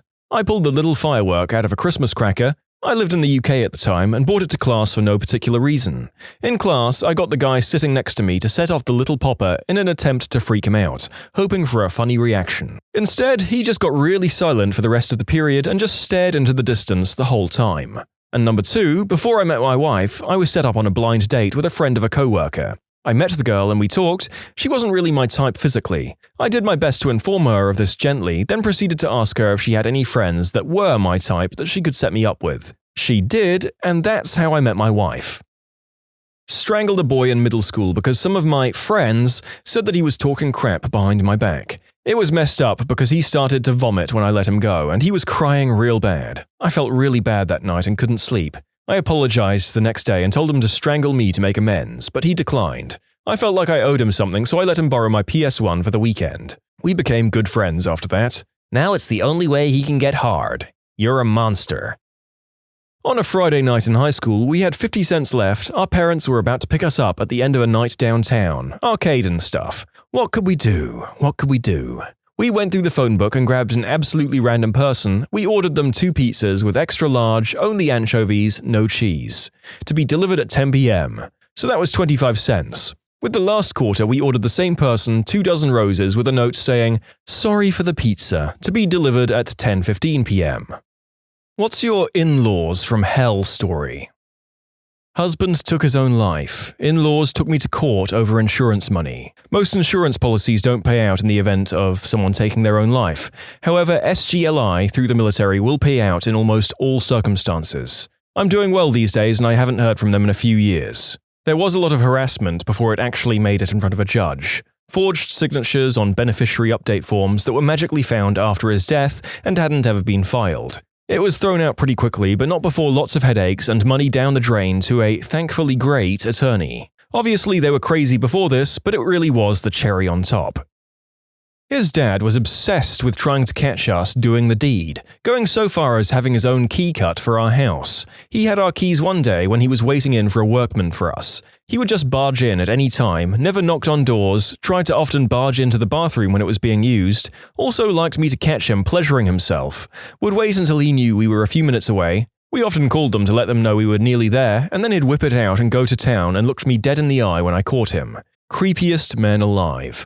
We changed to the locks and reduced contacts. When partner and I split, he called me several times to offer a shoulder to cry on. No, thank you. The in-laws have been going through a rough time financially for a while, and my wife and I have been paying their credit card and parent loan for a couple of years. Father-in-law's parents passed this year, and he gets a large but not massive inheritance, around $75,000. We keep paying the bills because father-in-law is still not working full-time and he puts the inheritance away, so mother-in-law, who is horribly irresponsible with the money, can't access it.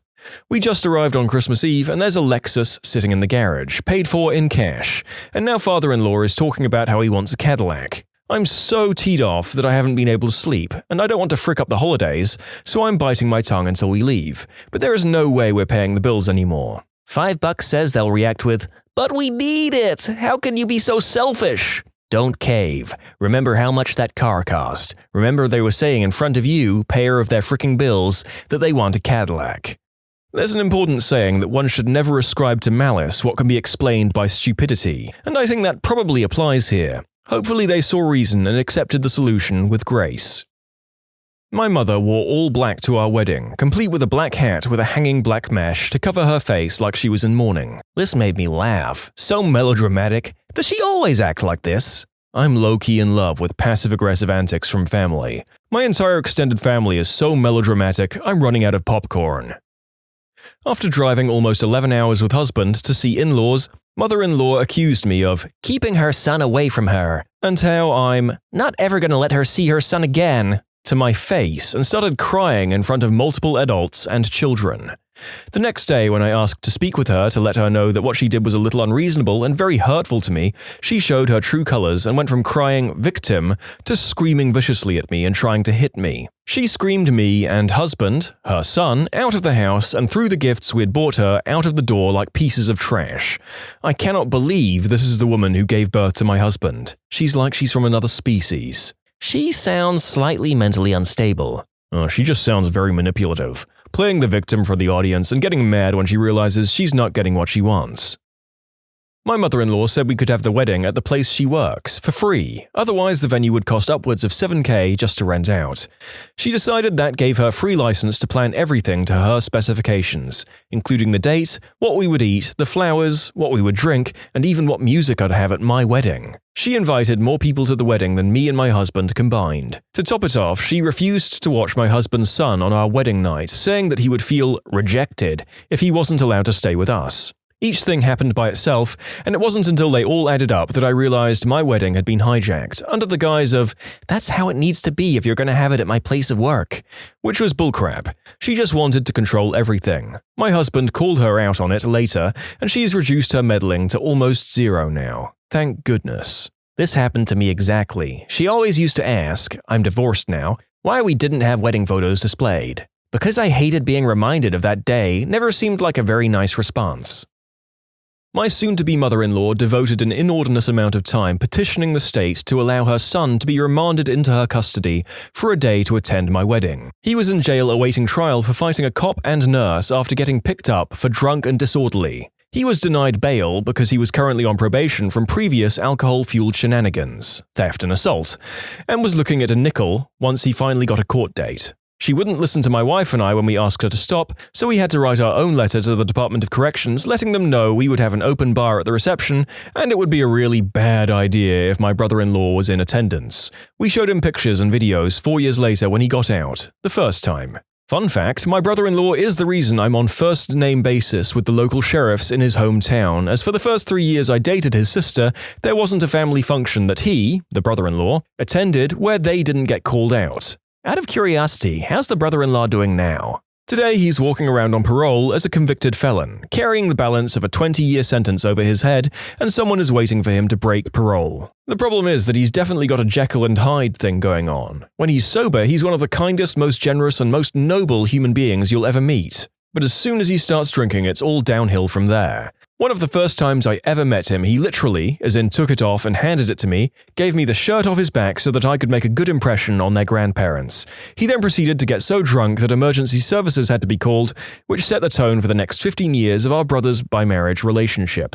I care deeply for the guy and do what I can to help him and his kids, but he doesn't have my home address for a reason. To answer the original question, he's getting his next 30-day chip next week, and we're all really proud of him.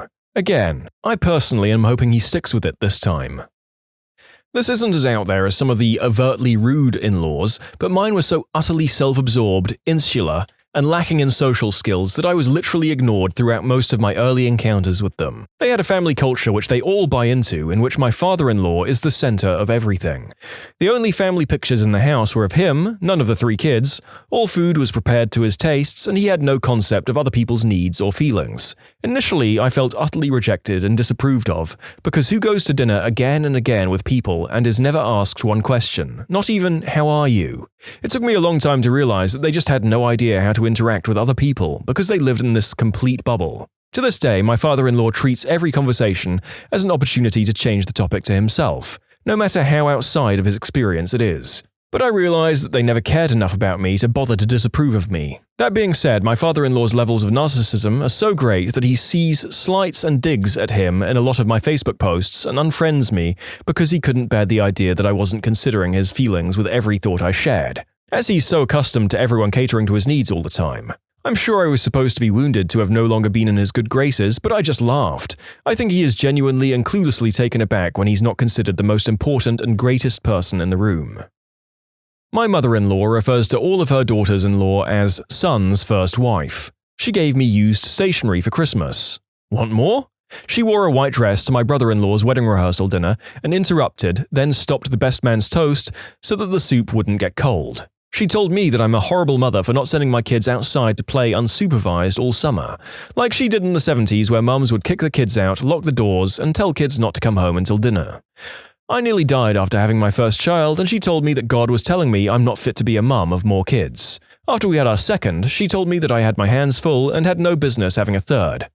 After my third child, she told me I had too many children for anyone to ever want to babysit. By the way, she has 3 kids. I keep a very clean house, but I have 3 young boys. They're messy. Before brother-in-law and sister-in-law came to visit one time, she sent a cleaning crew ahead to clean my house so that it would be up to their standards. He's the golden child. Father-in-law lives with us 6 months a year while he collects butterflies for his book. He pays no rent and runs up our utility bills with no thought about it. When we ask him to clean up after himself, he says he didn't realize he'd made such a mess, but thought it was my job as an at-home mum to clean up after the men. He's not invited back for 2016. When she comes to our house to see the kids, I regularly tell her not to get involved in our laundry. She always ignores me, goes through our closets, rifles through our stuff, and then makes comments about what she finds. To be clear, my husband always stands up to her. I was the one who constantly tried to repair their relationship. I finally gave that up last year. We're now essentially no contact with them, and they are not allowed in our house. To talk to the kids on the phone without us supervising, and phone calls are only on holidays. And now, after reading this, the narrator has decided to thoroughly stalk and vet individuals before any deepening of relationship going forward. Who would want a monster like this in their life? Where do I start? My mother-in-law and my grandmother-in-law are both weird about food. A few years ago, Grandma left a turkey to defrost on the counter for 4 days. My sister-in-law came over, almost fell down due to the smell. Grandma said the turkey needed to be at room temperature for the enzymes to develop. My sister-in-law had to bag it, toss it, and scrub down the kitchen to make it fit for humans again. My mother-in-law had a big dinner one year. Rather than use paper plates, she used real ones. She had about 50 people or so. We didn't go, but about a week later or so, we were over. There was lots of snow on the ground, and my dogs were out in the yard. One of them kept going over to a snowdrift and digging and digging. We went to see what was up. The plates were all buried in the snow. Rather than run them a bunch at a time through the dishwasher, she left them outside and they were covered by snow. So, service for 50 people, filthy, left outside for a week. No wonder my dog wouldn't leave that snowdrift alone. Nothing says loving like week-old roast beef stuck to a plate in the snowdrift. Last one for now, Grandma was supposed to get a bottle of pickled peppers yesterday as part of her Christmas gift. In the general chaos of kids and everything, the bottle, still wrapped, broke. It was all mopped up and tossed. We told her, sorry, we'll get you another one. Her response, why did you throw it away? We told her it was broken and the glass was all over the food. She told us we could have washed off the peppers and still eaten them. We told her, no, you'd die, and she refused to believe that. And this is why I never, ever, ever, ever eat anything these people cook. Not ever, not at all. So much to tell, but I'll just say that every once in a while, me and my wife have had to deal with a wellness check from the police because her parents call and tell the police they haven't heard from their daughter in weeks, even though they talked to her the other day. And they also say I'm one of those people who would chop my wife into pieces. Luckily, my step-uncle is a lieutenant in the sheriff's office, and the last time they got a call from the chief telling them to stop. I state I wanted to host Thanksgiving, and I invite all the family. Mother-in-law then invites everyone to her house and not us. Found out when I started calling sisters to firm up plans the week before. Also, the only family member not invited to a niece's baby shower. So done caring after 36 years of being the last invited or not being invited at all. Of course, we always get invited to the work parties. Okay, so my mother-in-law at the time of the story was about 350 pounds. She chain-smoked these terrible all-black cigarettes that were longer and thinner than normal cigarettes, and smelled like death, and she would only wear polyester muumuus that she bought in the 70s. Her voice sounded exactly like Roz from Monsters, Inc., and the only things she would talk about were how hard it was to find a new muumuu, or how her channeling was going, and what the various spirits had to say. The first time I met my mother-in-law, she sat me down and started talking to me about the energies that spoke to her from the Pleiades. As she was telling me about how they were going to fix the world, I realized that to her the Pleiades was one place, a bunch of space lights that were all very close to each other because they're close together from our point of view. When I, in my naivete, tried to explain to her that the stars that make up the constellation are in fact an enormous distance apart, and some of them don't exist anymore, she just scowled at me, shook her head and said, "No," and kept talking. Later that night, my wife and I were awoken by a huge commotion and we found her drunkenly destroying the kitchen. When we asked her what she was doing, she said, "The energies need a burrito." So we made her a burrito and sent her to bed. In conclusion, my mother-in-law is an insane, drunken chain smoker who only wears polyester muumuus and channels the spirits of the aliens who live in the Pleiades, who want a burrito. At my wedding, after the ceremony, our new mother-in-law started yelling at my husband because he made a joke to his father. She then proceeded to storm off, dragging his sisters with her. After about 5 minutes, her F-buddy of the week stomped over and just started going off on my husband for being disrespectful. I was almost certain my reception was going to turn into a brawl. 3 years later, she still hasn't apologized. Oh, where can I start? Gave my 7-month-old a scale for her first Christmas so she wouldn't get fat like me. Told my husband that he wasn't allowed to get a vasectomy because he might want kids with his next wife. Told me I was gross and that she didn't know why her son would want to come home to me. The night our daughter was born, she berated my husband for giving our daughter the ugliest name she had ever heard. My grandmother's name and his grandmother's name. Told my mother my name was ridiculous and ugly. This year she cancelled Thanksgiving and Christmas to try and teach us some weird lesson. It was fabulous. I could honestly go on, but she is just a bitter old lady. Called me by the ex-wife's name for a couple of years, and it wasn't as if hubby's first marriage even lasted a year. During visits, if I admired anything in her home, I was told, "You can't have it." I wasn't allowed to do chores to help out. She even took my husband's pants out of my hands when I was doing laundry and pre-treated them with Tilex. Ruined them, but I was to blame for rushing her. If I brought presents for her, I was extravagant. If I did not, I was cheap. If I asked about the family, I was a busybody. If I didn't know the details, I was uncaring. My cooking was all wrong, i.e. healthier than hot brown, overcooked, fatty, salt-laden mystery foods. My best Christmas present from her was an acrylic angel with the wrong birthstone from the dollar clearance bin. She kept giving me angel stuff, and I'm not even remotely religious. If I made suggestions, I was greedy and critical. We now live far away and no time or money to go visit. Sorry. My in-laws weren't terribly interested in me until I got pregnant. Suddenly, they were all about being in my business. They flooded us with unwanted advice and terrifying stories. "I stopped giving my sons formula at 3 months because it was too expensive and they're fine." Or when told that the hospital checks our car seat before release, "I remember bringing our oldest home from the hospital in my lap and he's fine." Mind you, I'm the same age as their oldest, car seats existed, and people like them are probably the reason the hospitals check now. Anyway, this escalated to invading personal space, which included talking to and kissing my belly, even before I had a bump. No matter how many times we told them not to do it, my mother-in-law would swoop in like a ninja when I least expected it. Come wintertime, I had a good-sized baby bump and a maternity coat to cover it. We were leaving the in-laws' house and I already had my coat zipped up, smugly thinking I'd found a way to defend myself. Much to my horror, she starts pawing at the bottom of my jacket and attempts to yank it up. When that doesn't work, she bends over and tries to kiss below the coat, completely misses the bump, and plants one right on the front of my pelvis. I'm frozen, going, "Your mother just kissed my VV," over and over. My husband says, "What the frick, ma?" She just shrugs, says she doesn't care, and walks away. 0 fricks given. Later, my husband negotiated that she just blows kisses from that point forward. Otherwise, I refused to see them. In conclusion, my mother-in-law tried to kiss my baby bump and instead planted one on my hoo-ha. I will note that I've tried to spread out the various charges against different kinds of in-laws, but upwards of 90% of these stories have been mothers-in-law. They just seem to be the most likely kind of crazy to get up in their children's spouse's business, I suppose. Cousins-in-law came to Thanksgiving the day after we buried my grandmother.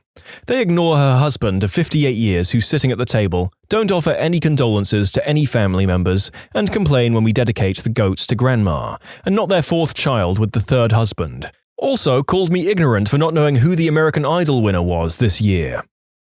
The only saving grace here is that my wife knows how crazy her mum is and has gone no contact with her. Here are some things that happened in no particular order. The big one, father-in-law, who's a pretty good guy, has MS and is basically bedridden. Mother-in-law has been consistently misdosing him on his medication, including giving him sedatives that she's gotten from somewhere. Her adult daughter and her husband moved in to help renovate the house to something that's more handicap accessible for my father-in-law. They spent nearly $20,000 in renovations, remodel and redecoration, along with new appliances for the kitchen. Without warning, my mother-in-law served them with an eviction notice, giving them 3 days to vacate. They live about 2 hours away. In the past 10 years, she's made 2 trips to actually see my daughter. There have been 3 or 4 more trips for things like going to garage sales, where she's made an hour or so visit as part of the trip. For my first Christmas with the extended family, she forgot to buy me a gift, so she went to the freezer and got me a summer sausage that had been in there for nearly 4 years.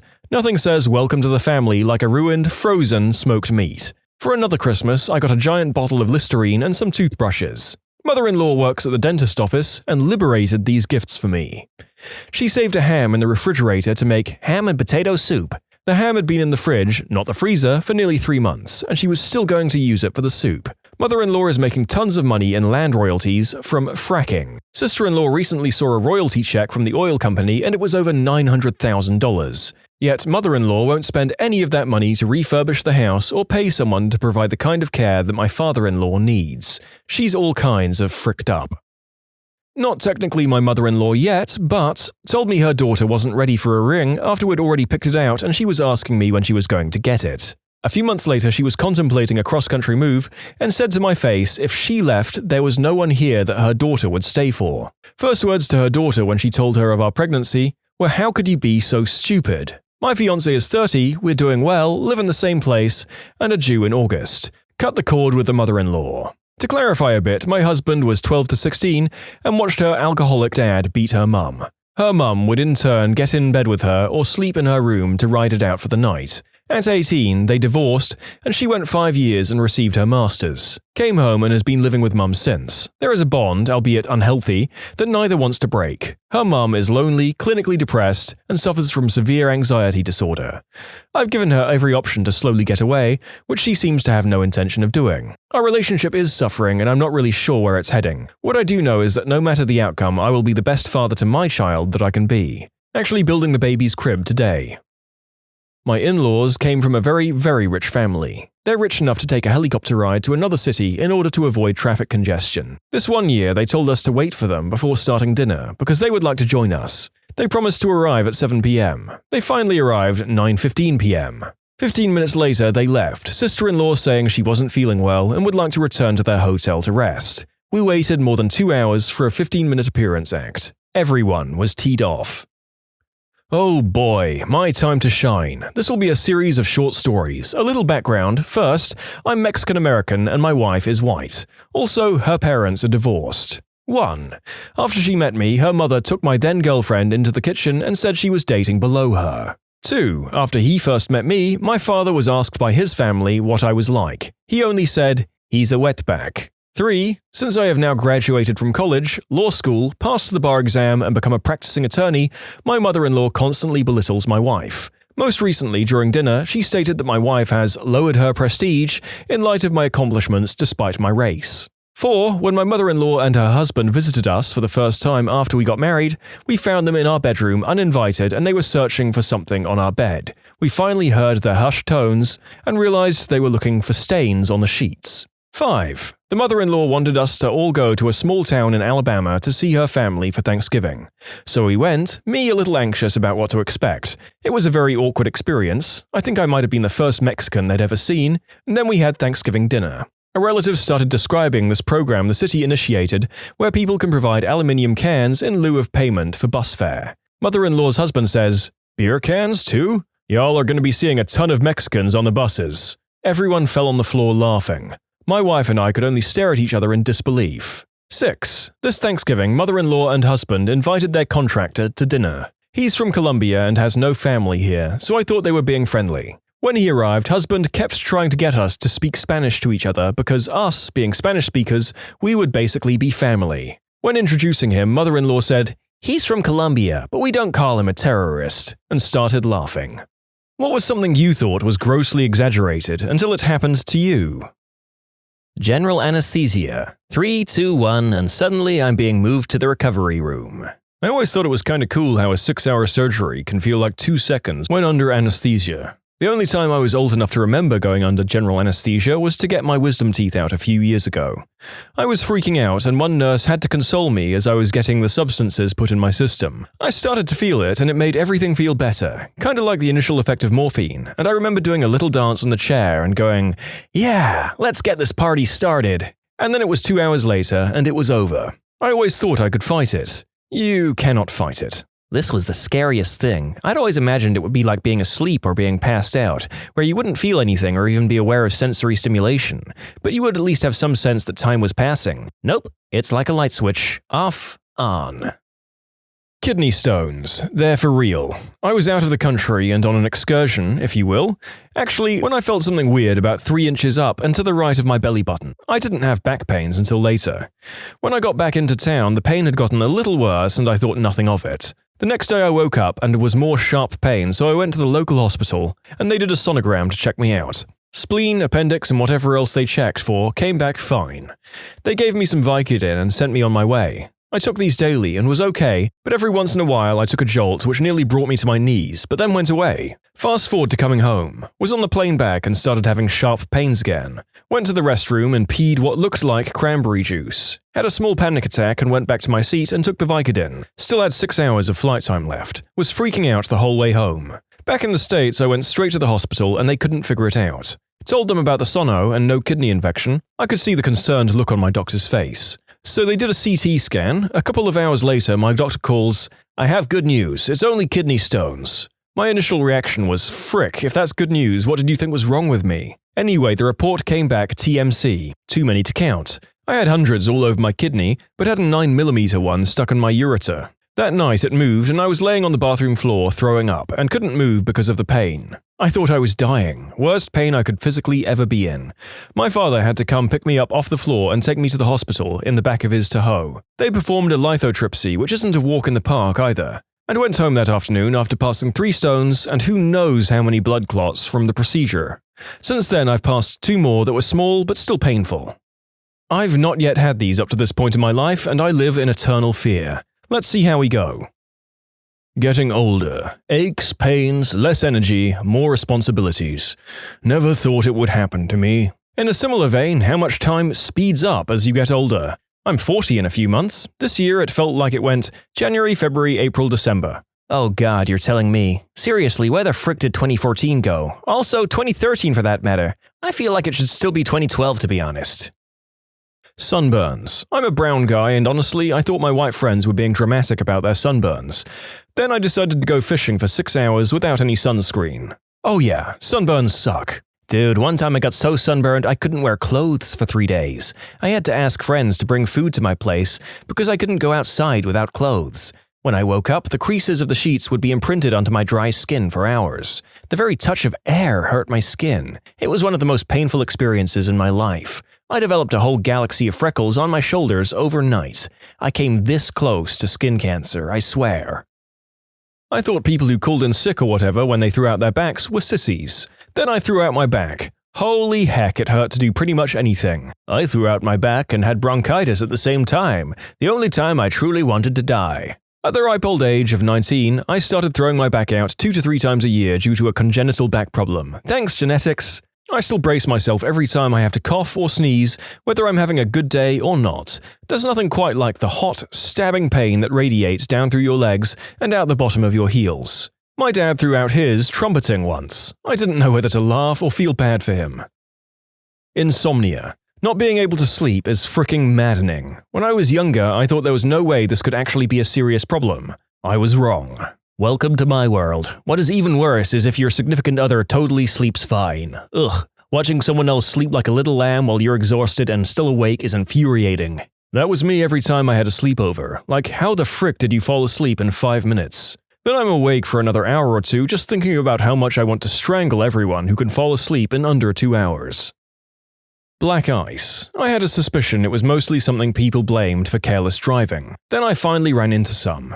Didn't crash or anything, but honestly thought my brakes failed until I parked, stepped out of the car, and nearly fell from the slipperiness. Black ice is some scary crap. Last year, some poor woman launched her car off an overpass after hitting black ice. I pass under this bridge on my daily commute, and it's about a 50-foot drop. She actually walked away from the crash, so she was okay, but my gosh, can you imagine? I would have been dead anyway from the heart attack. On a related note, snow tires. I moved from Arizona to Montana in December. I'm not a very smart person. My dad told me to buy snow tires before departing, but I couldn't find any in Arizona, oddly enough, and concluded my all seasons would be fine. I read a bunch of tutorials about driving on ice before taking off, and I got really good at pumping my brakes about halfway through Utah. Finally, in Idaho, I gave up and decided to try snow tires. I thought it would be a waste of money and wouldn't make a difference. I was wrong. As soon as the snow tires were on, I suddenly had full control of my car again. In conclusion, my dad was right. I always thought hearing adults talk about their nieces and nephews like they were such a huge part of their lives was stupid. I barely know any of my aunts or uncles or cousins or whatever, so it always seems like they were just playing the niece card to make it seem like they have more responsibilities than they really do. Now, I still don't have any nieces or nephews, but my mum married a guy with a pregnant ex-wife when I was 15, and I tell you, that kid is my girl. I've changed my entire lifestyle, my opinions, and how I treat others and the future because of the responsibility I feel towards being there for her and setting a good example. I love her to death. I want to be a role model and live my life in a way that she can be proud of one day. I never realized what it felt like to watch a little baby grow up into a brilliant kid, or how important a child can be in your life even if they're not yours. And she's not even my blood. I get it now. Falling in love. Lemony Snicket sums it up perfectly. One of the remarkable things about love is that despite very irritating people writing poems and songs about how pleasant it really is quite pleasant. The day some sappy love song comes on and you're like, yeah, I get what they're talking about. How painful a badly cramping muscle is. I didn't buy it, then I had one when swimming one day, and I actually thought I was going to drown. My wake-up call one morning was a double hamstring plus a calf cramp. I don't know the odds of that happening, but my gosh, it was terrible. Eat a frickin' banana. All y'all motherfrickers need potassium. Vertigo. Oh my gosh, it's a nightmare. It really is. The first time I got it, it completely blindsided me. First thing in the morning, I opened my eyes and the horizon became vertical, which would have been amazing if I didn't feel like crap a millisecond later. Becoming dizzy really doesn't do vertigo justice. I literally watched the world rotate 90 degrees. Then I just had to wait until it stopped. Sleep paralysis. It's like my eyes were awake, but my brain was still asleep. I couldn't move my body. I couldn't breathe. The harder I tried to regain my breath, the harder it was to breathe. I knew it was pitch black in my room, but it was like everything was strobing colors, like dark, very deep colors, and there was a deep ringing in my ears. It only happened to me once, and it was terrifying. Sleep paralysis is the worst. The first time it happened to me, I had no clue what was going on, and I remember thinking I was dead, and I remember trying to scream, but couldn't. And the more I struggled to move or scream, the worse it felt. I've had it happen a few times since then, and since now I know what it is, I honestly just lay there until it passes. My sister was in a car accident over 15 years ago and still freaks out when a car gets too close. I thought it was just her being stupid until I was hit by a drunk driver. Now whenever I'm a passenger, I get really nervous and freak out if someone doesn't look like they're going to stop or like they're going to hit us. A panic attack. The movies show it as an almost humorous exaggeration of the severity, or so I thought, and then it happened to me. I realized those movies were absolutely horrible.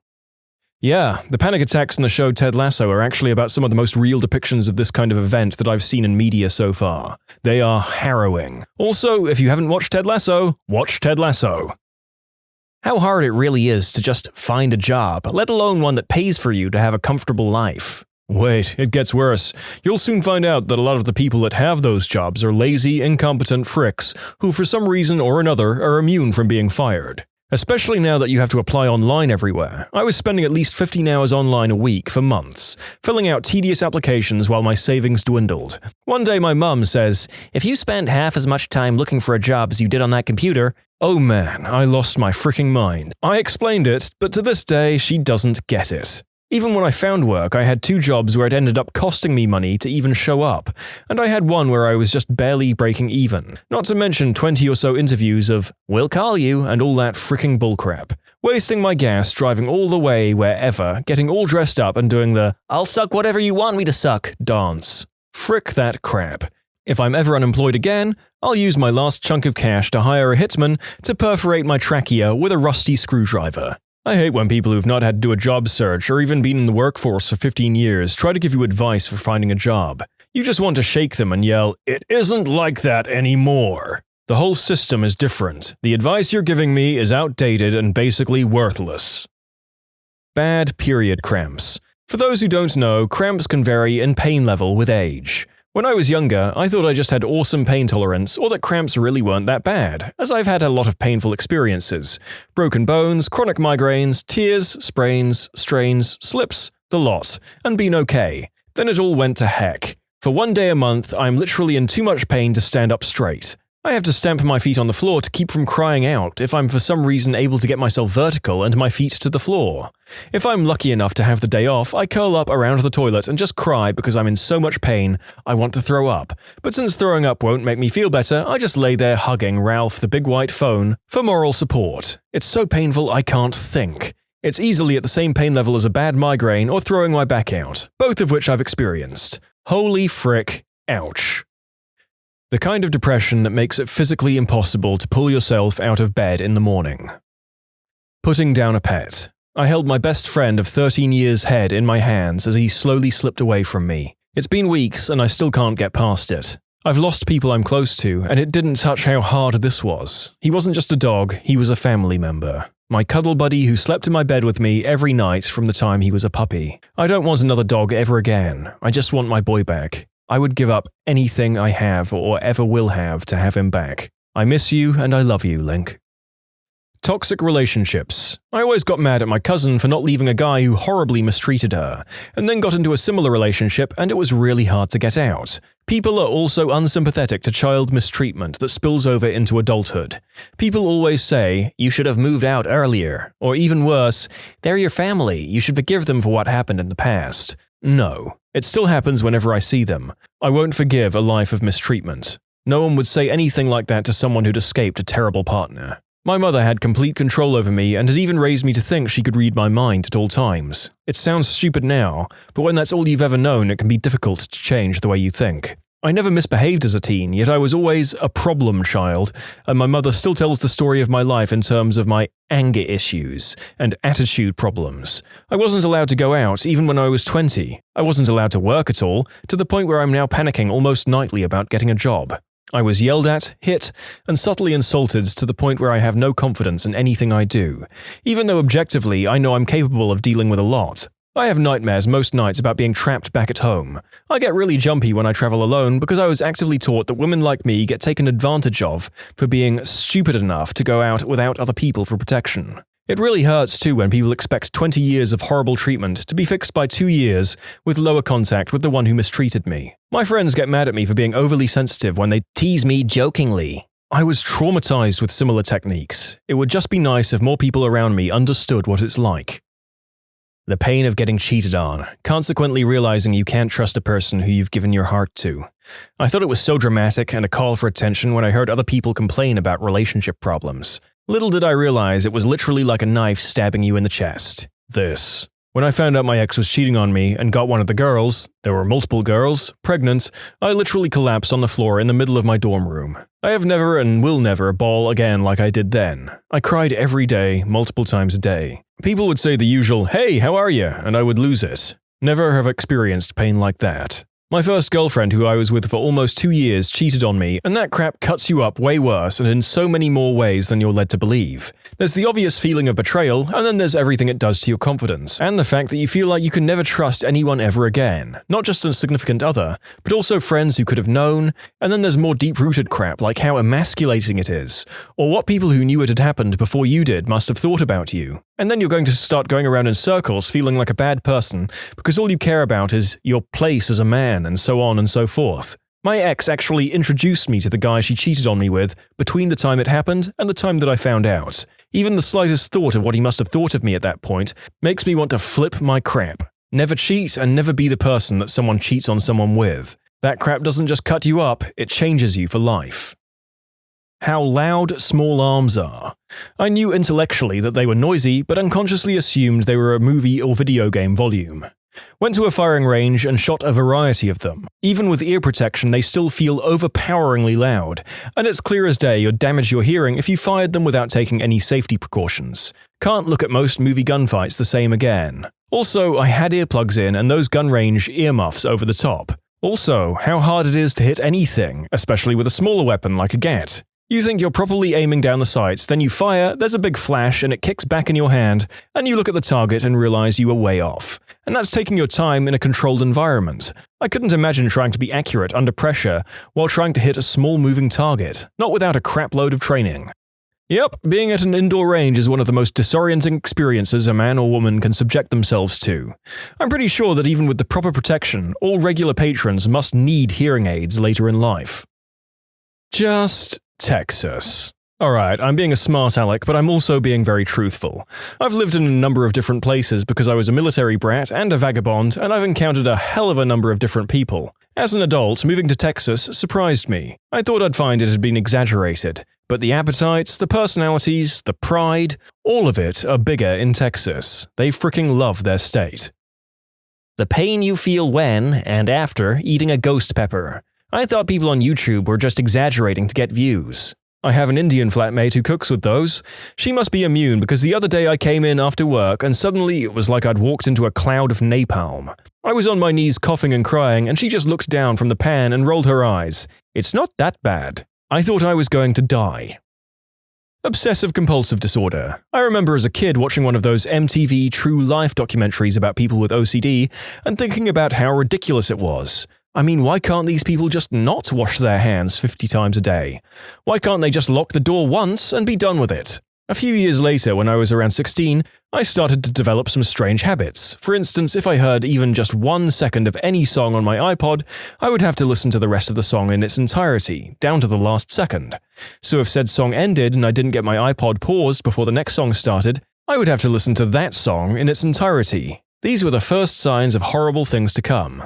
Over the next 5 years or so, my OCD manifested into almost every facet of my life in different ways. The compulsions would get more and more complex to the point where I would spend hours trying to fix it. Life was miserable and every day was a challenge. I could go on all day about the different compulsions and manifestations, but this is already the longest post I've ever made. I did get better for the most part, it's not ruining my life anymore, and it's pretty dormant most of the time, but every now and then it creeps up and tries to bite me. I've learned to fight it pretty well though. The happiness of a stable, healthy, loving long-term relationship. I wish this were higher up in the list. My significant other and I periodically ask each other, when does it get hard? Because we're both from dysfunctional families. We've both accomplished so much because we support each other in a way I didn't know was possible.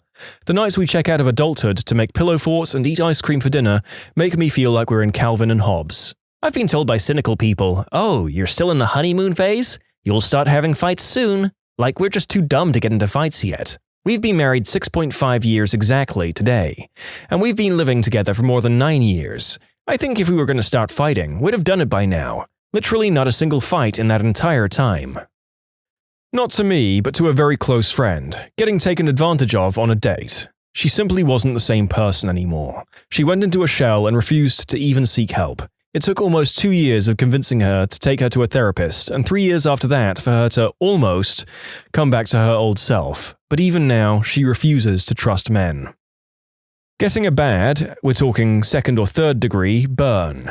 I've broken 3 bones, gotten a multitude of concussions, had surgery and much more, but when I got 2nd and 3rd degree burns on my chest, nothing compared. The pain is unending and you can't escape it. You know in movies when that scary monster or psycho murderer is coming for a character and they just freeze in their tracks? You start yelling at the screen, "Run away, moron!" Yeah, well, that totally happens if you get scared enough. Your whole body just freezes to the spot even when you desperately want to run. It's horrible. Walking home from the bus in middle school, I had to pass this enormous Rottweiler that lived in a small yard enclosed in a 3-foot fence. Not nearly enough to keep it in. The dog would bark furiously from the moment it saw me until I went out of sight. I was terrified every day. I generally like dogs, but there was no question that this one could maul me. Well, the inevitable happened and it jumped the fence. I tried to scream, tried to run, but couldn't do anything but cry. It was awful. I couldn't attract anyone's attention or help myself. I felt so scared and alone. Like you, I always thought it would be easy to get myself out of danger. It's not. Lucky for me, the Rottweiler wanted to only lick my hands and get a little pat. But man, was I scared. What was your funniest time walking in on somebody in the buff? I work at McDonald's, and one day while I was handing a woman her food, I saw that she was in the middle of sending naughty pictures of herself. When I was living in New Zealand, one night my roommate brought home a guy from a bar, and they did the deed on the couch. It just so happened that the couch was on the opposite side of the wall from my bed, so I heard it all. But that's besides the point. The next morning I woke up to a text from a different roommate saying that there was a clothless guy on the couch. I casually went to the bathroom to sneak a peek, and there he was, all in his glory, passed out on the couch. The roommate who brought him home was nowhere to be found. We later found her curled up on the bathroom floor, also in the buff. And now they're married. The end. That's not how you do a one-night stand at all. As a kid, I always went to summer camp in a different state, and we would often take multi-day canoe trips around the general area. On one of these trips, after a long day of paddling down a river, the trip leader decided to stop on an island and set up camp for the night. As the day progressed, the sunshine turned to rain, and before we knew it, it was a full-on monsoon. As me and a bunch of other boys huddled under a tarp, someone pointed out 2 people swimming on the other side of the river. We noticed it's 2 guys and a girl and continue to watch. Before we know it, the girl stands up, revealing she is completely clothless. In fact, all 3 were skinny dipping. Being teenage boys, we decided to yell and wave at them, asking if they'd like any s'mores, while taking turns looking through the binoculars. We thought they would be embarrassed. However, they weren't fazed by this, and one of the dudes began to swim over. I'll never forget his face as he got closer and realized we were a bunch of little kids. Needless to say, we gave him a s'more. In conclusion, saw an unclothed river girl and fed an equally stark-as man a s'more. I have a similar story. Me and my family were floating down a local river. This place is a real party every day in summer. Anyway, we get to this one corner, and there's this girl flashing both banks of the river. Of course, all the guys yell in appreciation, and here I am, a 15-year-old kid with his parents, heading to the end of our floating trip, and my mum is trying to get my attention. Finally, she says, "Jake, they aren't even a very good bosom." Without skipping a beat, I turn to her and say, "Mom, they're still a bosom." I swear my dad shed a tear when I said that. Sort of accidental. When I was in high school, I lived with my dad. Our house had a pool and a hot tub, and Pops was a randy old hound. He was shooping it to what seemed like all the divorced ladies in my neighborhood. Being single, well-off, and having a hot tub really greased the wheels. Anyway, he and his girlfriends weren't exactly incognito, and after a few drinks tended to come in and out of the house, where I was, in varying states of undress, to use the bathroom and get refills or snacks. Let's just say that I saw many more of my friends' mums than was polite to discuss. Well, at least it made for some decent online trash talk. Yeah, well, my dad fricked your mom. Yet another video where the subject matter requires me to come up with a lot of safe terms instead of the original words, in this case, for the condition of being undressed.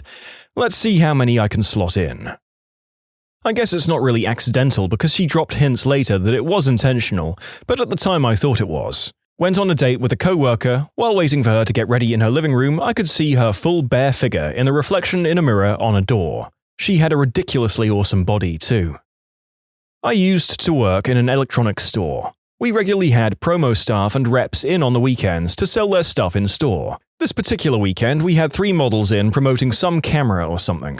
Late afternoon, I go into the customer collections room where reserved stock is kept to look for an item. As I'm clearly in there looking for something, these girls burst in and start taking off their branded dresses to change and go home.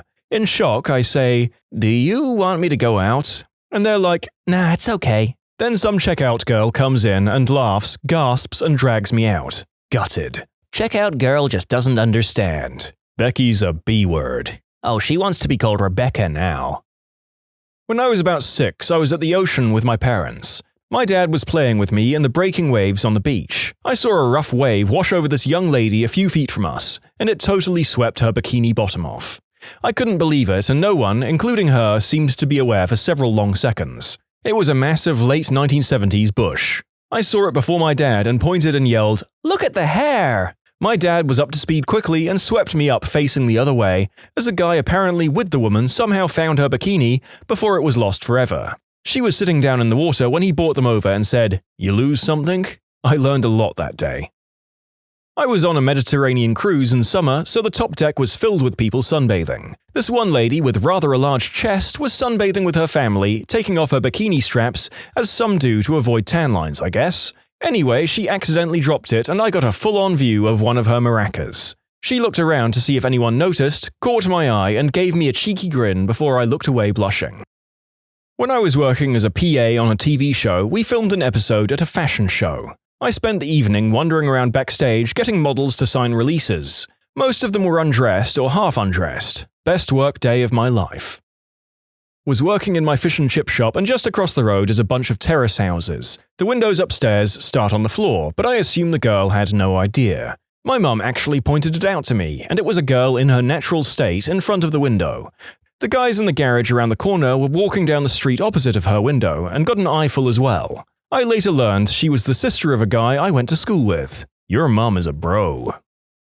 This was also one of my top "this crap just kicked in" moments. I was hiking Mount Lafayette and I knew that I was nearing the top. It's a decent hike, so I was pretty beat and ready for a break. On the last climb, I could see a large boulder up ahead that was sitting at the summit. I pushed forward a bit and looked up again toward the boulder. At the base of it was a gorgeous, mostly naked girl squatting down. I thought to myself, well, this is a hell of a reward for the hike. She then proceeded to stand, zip up a full Scooby-Doo costume, and walk over to her friends.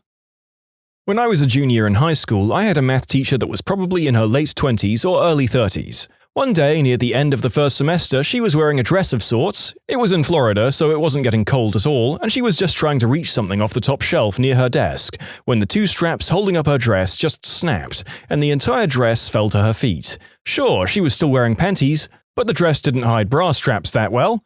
And well, that was nice. I didn't have her the second semester, but from what I heard, she got in some trouble for wearing inappropriate attire for a teacher, and had been suspended for the first month of the semester.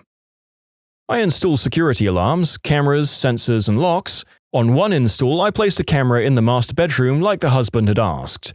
While I was still there installing, I was checking the cameras and finishing up the tests, and the wife came out of the bathroom completely naked from the shower. I hastily tried to exit the screen, but the husband who was peering over my shoulder told me not to and just stared at his naked wife while I was in between him and the screen. Just to be clear, I did not do the deed with either of them that time.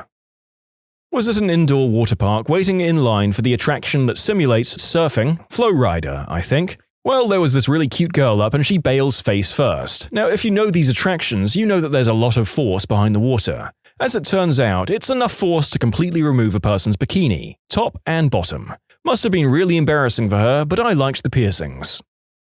Not sure if you can say accidentally, but my neighbor used to be a manager for exotic dancers. One day I'm out in my garden and happened to look up at their back bedroom. That's when I discovered where auditions took place. I got a lot of fresh air from that day on. I own an adult nightclub and auditions are at my house. Yeah, that sounds above board for sure. Around 16 at the time, I left my house after my sister and her 2 friends came over, one of which is just absolutely banging with an amazing body that I may have thought about once or twice anyway. Nobody else was home. Forgot something in my room, so I ran back in, but I guess nobody heard me come in. I walked down the hallway to my room and past my sister's doorway that was open. I glance over and my brain locks me into place mid-stride, jaw hits the floor, while it burns the image of her butt-naked cupping her chesticles. They all look over at me and scream. I can't look away. She runs toward me and closes the door. I ran to my room, took a few minutes to savor what I saw, and left. I was about 10 and we went snorkeling with the group on vacation. This old, unattractive woman popped out while she was underwater. She didn't notice. I couldn't stop staring. First real bosom I ever saw. That was an image I didn't want and it is now burned into my head. Thank you for that, original poster. My sister and her boyfriend were doing the deed. It was hard to tell with the noise. Well, after an hour, I hear her door close and I think, thank God he left. I can take a crap now. I walk into the bathroom and drop my pants in the dark and start to squat when the lights turn on and her boyfriend walks out in the buff, full staff, and says, "Ready for more?" I just stare in shock and he now realizes that I'm not my sister. Just coughs and walks away. I no longer feel safe to crap in my own bathroom. Pull my pants up and just go to bed. Female friend of mine was getting ready for her sister's wedding. She was sending me snaps of herself asking questions like, necklace or no, to me and her boyfriend, and she accidentally sent me a picture of her mammary glands hanging out in the dress she was wearing. Trust me, she didn't intend on sending me that picture. Work at a hotel on the beach. Usually, every night before I leave, I take a walk around the building just to make sure everything is okay, people are quiet, etc. All of our rooms have balconies, but luckily the way our building is set up, you can't see into another balcony from another balcony. Earlier that day, I had a newlywed couple checking in. All went normal then. Later that night, did my rounds and I saw them on their balcony. He's leaning up against a patio chair turned backwards, pants pulled down, and she's sitting on the chair giving him head. Okay, for all purposes, that's technically an evictable offense, but I just remembered they're a newlywed couple, no one else can see them on their balcony the way our building is configured, so I just turned around, walked back inside, and let it be. At least I knew their marriage got off to a good start, hopefully it stayed that way. During college, I was drunk at a party that ended up moving to a local bar. One of the hot girls in the class ahead of mine came up to me and this other dude. The other dude, I guess, had a bet with her or something, and took her walking up as the perfect time to remind her. He said, "Remember, you still need to flash me." I might be paraphrasing. She gives him an annoyed look and then just flashes the both of us for a good 5 to 10 seconds. Very nice sight, would look again. My wife used to do triathlons, the sprint and Olympic lengths, not Ironmans. She was doing a woman's-only sprint triathlon and I'm hanging out near her bike waiting for her to return from the swim. First leg of the race. The most experienced athletes bike and run in their one-piece swimsuit. Inexperienced people take the time to change their clothes. There was a woman in her late 20s changing nearby my wife. Obviously new to this stuff, she had planned a different set of clothes for each activity. She had some friends holding up towels to shield her while she changed from her swimwear to her bicycling gear. She got the suit off and struggled to get her bike shorts on over her wet legs while crouching behind the towels. Then she said, "Oh, frick it," stood up bare-chested and proceeded to struggle with her athletic bra. She had a nice all-over tan, I'll give her that much. Walking to school on a soggy morning, saw my art teacher in her minivan changing her clothes. Normally you can't really see into this side of the passenger area windows, because they were all semi-tinted a deeper color, but it just stopped raining a bit earlier and the sun came through the clouds and shined down on the car, lighting it and the area in general up very bright. I could see right into the car window. Mind you, my art teacher was 29 at the time, fit and moderately attractive. Bosom was out for all to see. I was 14 in 9th grade. Probably one of the best days at school followed thereafter. I was in middle school and I was walking behind a girl in high school who was wearing a dress with no panties. The wind picked up when we got off the train and I thought I was the only one who noticed. She didn't even seem to care. Later, I found out that another boy saw it too and we're best friends to this day. I was at my friend's beach house when I was 16. He had a really hot sister that was about 20 at the time. We were watching TV in the living room and she comes in to hang out with us wearing a t-shirt and loose-fitting boy shorts. Looked more like boxers, to be honest. She sat near me and put her legs up in such a way that I had a marvelous view of her lady parts through the baggy leg of the shorts. I tried not to stare, but it was pretty cool when I was 16. The cheerleaders lived across the street from me in college. Every day, my roommate and I would sit on the front porch, have a smoke and wait for the cheerleaders to get home from practice. One would always change with her windows open, and we just sat and watched, thinking she never realized the curtains were open. Then one day, she waved to us and blew us a kiss. Cue the debate. Do we go over? What should we do? What if she just wants you and not me? What if she wants both of us? Former college cheerleader could have been anything. She could have wanted you to come over and do the deed, or she could have just liked showing off her body. Both are equally plausible, mainly because, at times, pulling tail was a game for us too. She probably knew people were watching and she liked it. I dated a girl who would have fun with herself in front of her windows so her neighbors could watch. That is truly disgusting. You should PM me her address so I know to avoid that area. Smoking hot girl going down a water slide. Her bikini top got caught and came off. She had a wonderful chest. My buddy once accidentally Snapchatted his nude to me and our group of friends instead of his girlfriend. Handed the Verizon guy my phone to get it turned back on. Opened Safari and the first thing that popped up was the best pic of my chest to date. We both just laughed it off. Been selling phones for like 10 years. Ran across accidental chest selfies more than a couple of times. It's usually never the kind you want to see. Also worked as a fireman/medic. See many there as well. But they're always like 70+ years old, no good ones there either. Oh frick, this reminds me. When I was doing long distance with my ex, we'd send each other pictures au naturel. She requested pictures of my eggplant quite often. She really got off on those. Well, she selected her favorite picture of my wang and put this as my contact picture, even after I came back from living abroad. I knew it was a bad idea, as it would show every time I rang her. Of course, the upside was that she'd always be down for fun when I rang her. Well, one day at the family dinner table, she's telling everyone how she wants a new phone. Her mum, dad, and sister, and me were there. Her dad just looks up to me and says, "You reckon she'll install a different contact picture for you on her new phone?" Oh gosh, I would die if that were me. I should also note that yes, the vast majority of these stories are about women rather than men. Then again, since a larger proportion of male indecent exposure cases are received to much less positive responses for a myriad of complicated reasons, perhaps that's not surprising. I was in London and my sister and I got last-minute tickets to see Patrick Stewart in A Life in the Theatre. We had amazing seats, 3rd or 4th row centre. So at one point during the play, Patrick Stewart sits down on a folding chair right in the center in front of us. He was wearing loose shorts, and his fricking balls were showing through the shorts. They were huge. It was glorious and incredibly awkward at the same time. The whole scene, he's just balls out. I still can't look at him without thinking, dude, I saw your balls. When I was in 3rd grade, we had a really pretty, red-headed student teacher. I can't remember her name, but I remember she was teaching us French for some reason. Apparently she spoke it really well. I'm not sure why that would be part of the 3rd grade experience. One day she came over to help me at my desk with something, and leaned on my desk and bent over.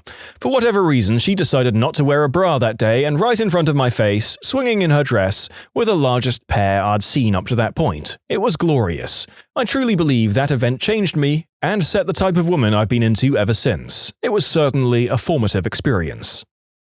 At a party in high school, my best friend got hammered and passed out in the front lawn halfway through. I was hanging with my other buddy and his girlfriend, who was also hammered, when he decided to go and check on my best friend. He asked me to make sure his girlfriend didn't do anything stupid while he was gone. She flashed me. I failed him. You had one job, damn it.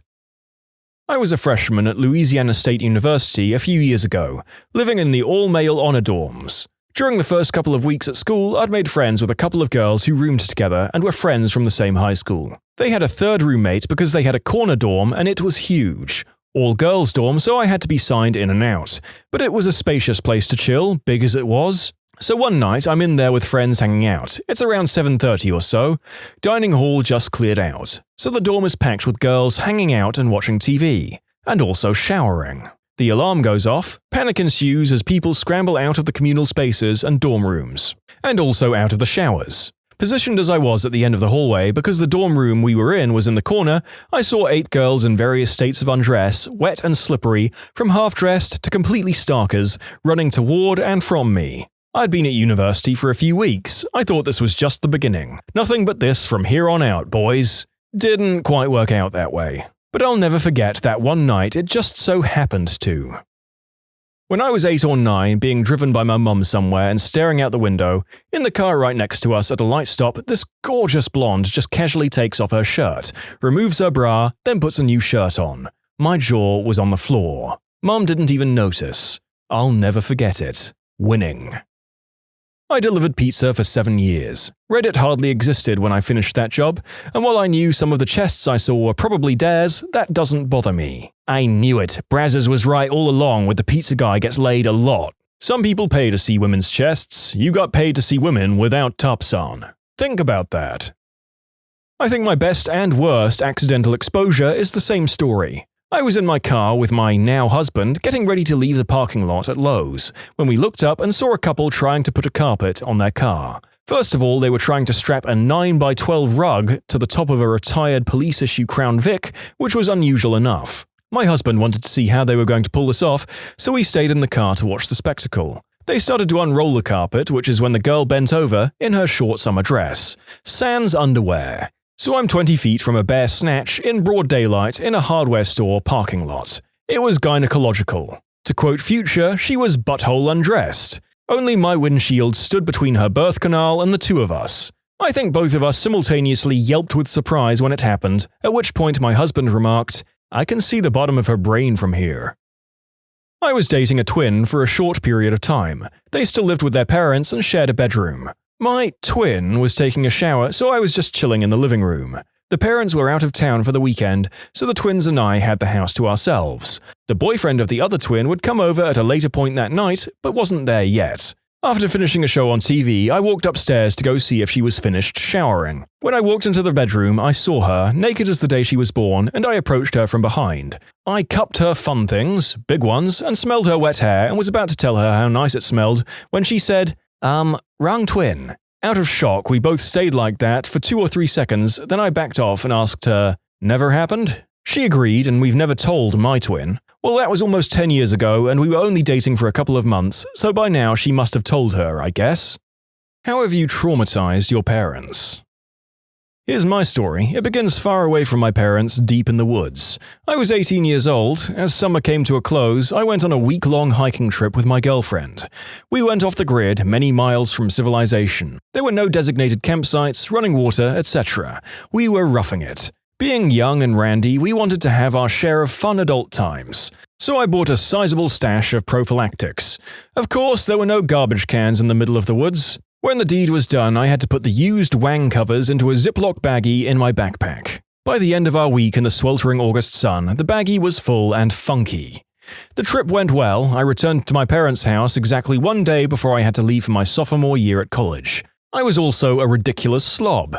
So, using my patented packing style, I hastily dumped my backpack's contents into my bedroom closet, picked through the mess, took what I needed, and left the rest. Yeah, I forgot about the baggie. But someone else found it. No, not my parents. My dog. Basically, my parents came home one day to find used prophylactics spread all over the living room. Yeah. Apparently my dog had found the baggie, but he didn't just sniff it or eat it on the spot or whatever. No, he took it downstairs and spread my week-old rubbers and splooge all over the couch and carpet in the living room. The first room you see when you enter the house.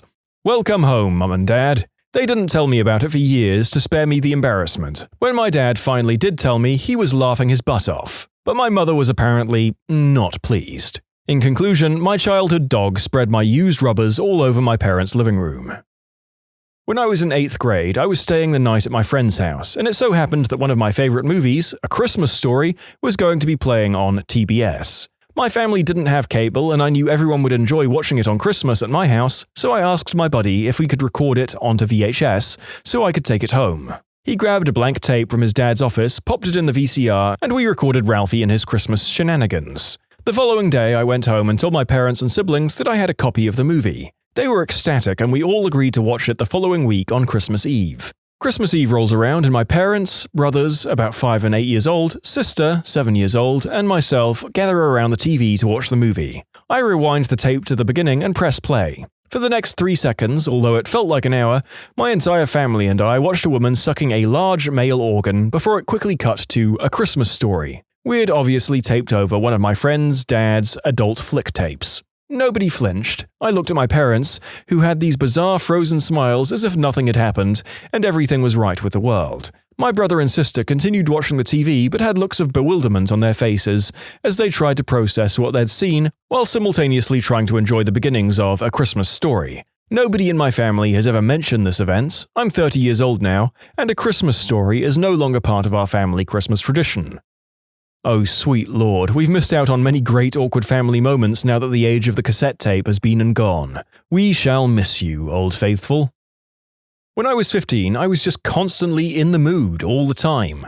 I'd also never seen a male member other than my own or in an adult flick. These two things are important. So I have my group of friends, and one of my friends, who we'll call D, had older, cooler brothers. So they would get us adult flicks and we would trade with each other every so often. After a while, I had a collection of about 8 or 9 skin flicks, all VHS, hidden in a garment bag which contained a suit I never wore in my closet. I also had acquired a male enlarging pump. I know, laugh it up. Honestly, I thought it was small by comparison, but it was the kind that has a long cylinder and squeeze pump. This was also hidden in the garment bag along with rubbers and cigars. I just knew it was a genius hiding spot. Incorrecto. Come home from school one day with everything that was in the garment bag on the kitchen counter. Super busted, and my mum is freaking the frick out over the enlarging pump. It was like she'd found a severed head or something. She was mortified. She yells at me and says, "Wait till I tell your dad," and sends me up to my room. My dad comes home. I hear them talking, then I hear him ascending the stairs. I'm terrified. He opens the door with the biggest grin on his face, tells me not to worry about it, gives me my rubbers back, but says we have to throw the tapes and pump away. But he put them in a bag and put them on top of the garbage so I could retrieve them, and told me it was nothing, that I was a teenage boy and that my mum would never understand. My mum thought I was the devil, though. When we were about 5 or 7 years old, me and my brother discovered the similarities between ketchup and blood. Mum wasn't home yet, so we got some knives from the kitchen, all the ketchup we could find, cut some holes in our shirts for the knives, and staged a huge crime scene in the living room. We loved secretly watching the thrillers our parents used to see in the evenings from the living room door when we were believed to be in our beds, so we had some experience with a plausible scenario and put a lot of thought into it, creating a huge battle scene with blood on the walls, the couches, and of course, lots of ketchup on our motionless bodies in the center of the room. Mum kind of had a breakdown. You were a fricked up child. So when I was 16, I found out that who I thought was my dad was actually just my stepdad and not my real dad. Well, a sister I never knew about contacted me, and it turns out my real dad lived in a small town just 8 miles away from mine. Well, I met my sister and had her come over one day while my mum was at work. My mum came home early, and when I introduced my sister, I introduced her as my girlfriend. The look on my mum's face was priceless. That is beautifully evil. I was around 14 and was pretty depressed, so my parents were on guard. One day I woke up early with a runny nose, but being tired, I just went back to sleep. A few hours later, my mum is panicking as she wakes me up. My face was covered in blood due to a bloody nose, and I looked like a corpse. I sneezed when I had a bloody nose once during the night, so there was blood splattered on my wall and pillow with blood all over at noon, while I was sleeping pretty heavily when my mum came to wake me up. I woke up because of the loud screaming going on in my room and scared the entire family by accident. When I was about 8 years old, I was going through our medicine cabinet like the little rascal I was and found one of my brother's old EpiPens, the epinephrine injector for use during a severe allergic reaction. I was curious about how it worked and figured it was like any other pin in that you clicked the top of your thumb and the needle came out the other end. Turns out the needle comes out of the end that you click, and it ended up going right into my thumb. When my parents came upon me screaming my lungs out in the bathroom, the walls were painted with blood that I'd sprayed around getting the pen out of my thumb. Apparently, it was pretty grisly. Haha, my brother did exactly the same thing with my EpiPen when he was like 11-ish, in the middle of a church service. The image of a screaming child spraying blood all over the congregation is just too gosh darn funny. I love it. I was young enough that I took supervised baths. My mum stepped out of the bathroom for just a few seconds, and I thought it would be super funny to sink to the bottom and lie motionless. Mum didn't think it was nearly as funny when she came back in. Similarly, I was young enough to take supervised baths and was exhausted at the time. My mum stepped out and I instantly fell asleep, with my face in the water. I was dreaming and I knew it was hard to breathe. My mum came in screaming my name and my head shot up, slamming into the faucet. I was fine, but she put me to bed instantly.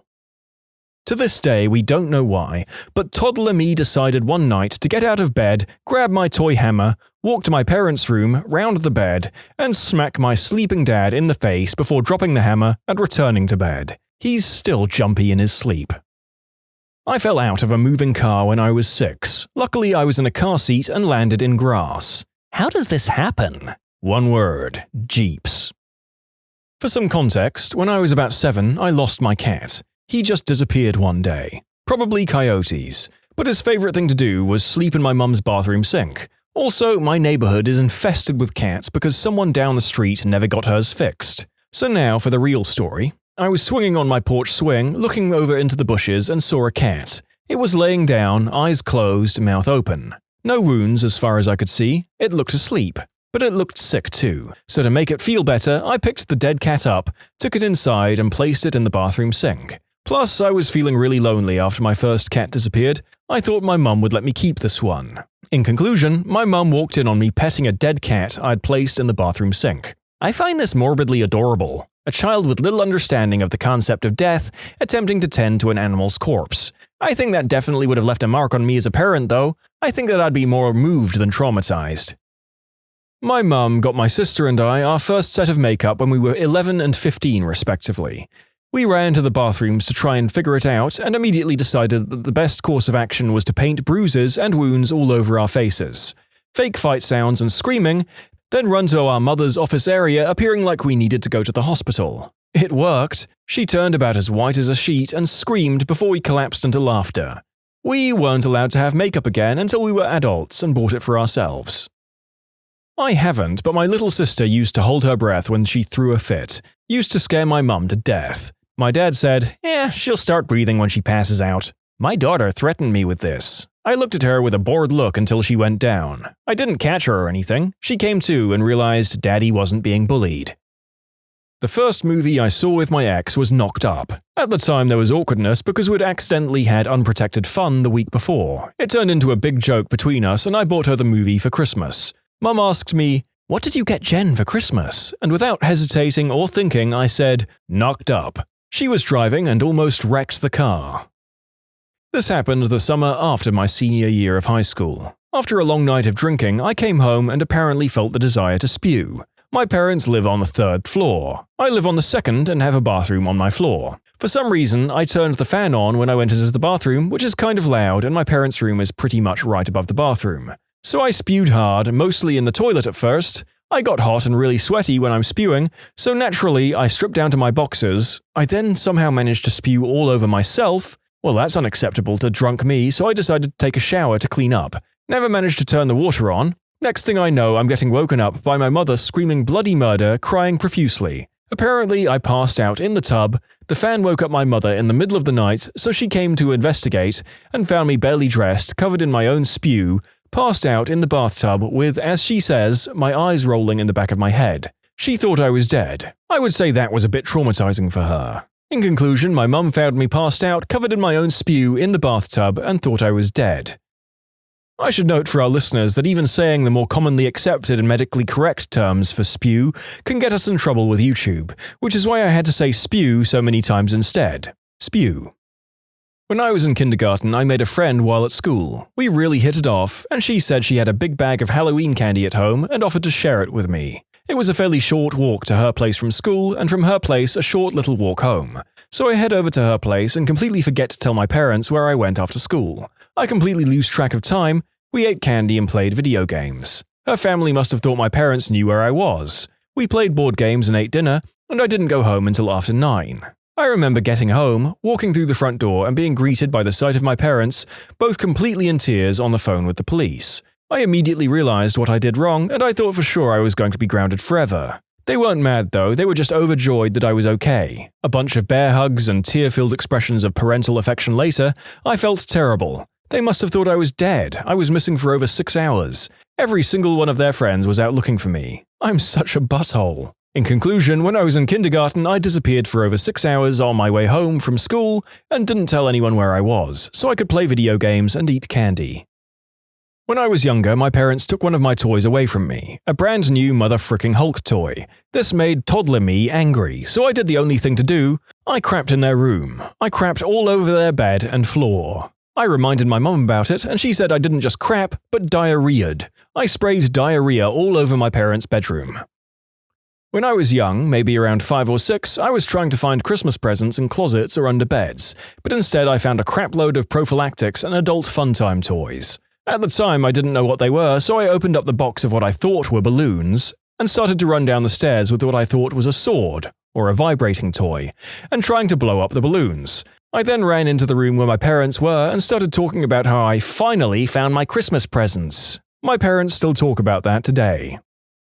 After being blown for the first time, I rushed home to tell my best friend in the world. I got on Facebook and told him every dirty detail. I then left my Facebook open when I went to shower. My mom, just arriving home, went to check her email and learned about my new adult adventures. My mum is the kind of person who doesn't believe children or teenagers should be allowed any privacy whatsoever, for their own good. I was really dumb and used to log all of my AIM convos, because who would want to read every single line hoping to find something salacious? Well, my mum, I guess, because she did, and buried in an AIM log was me telling someone that I really loved going down on him and couldn't wait to do it again. But she didn't tell me she read it, she told everyone else in my family, my siblings, my aunts, all of them, and all of her friends. She's a gossip and she lives on that crap. So everyone but me knew she'd found this, as well as some exposed photos a guy had sent me. Instead, she just carted me off to confession, bought me one of those Bibles for teens, and told me I needed to get right with Jesus. It wasn't until years later I discovered the depths of her invasion of privacy. Oh well.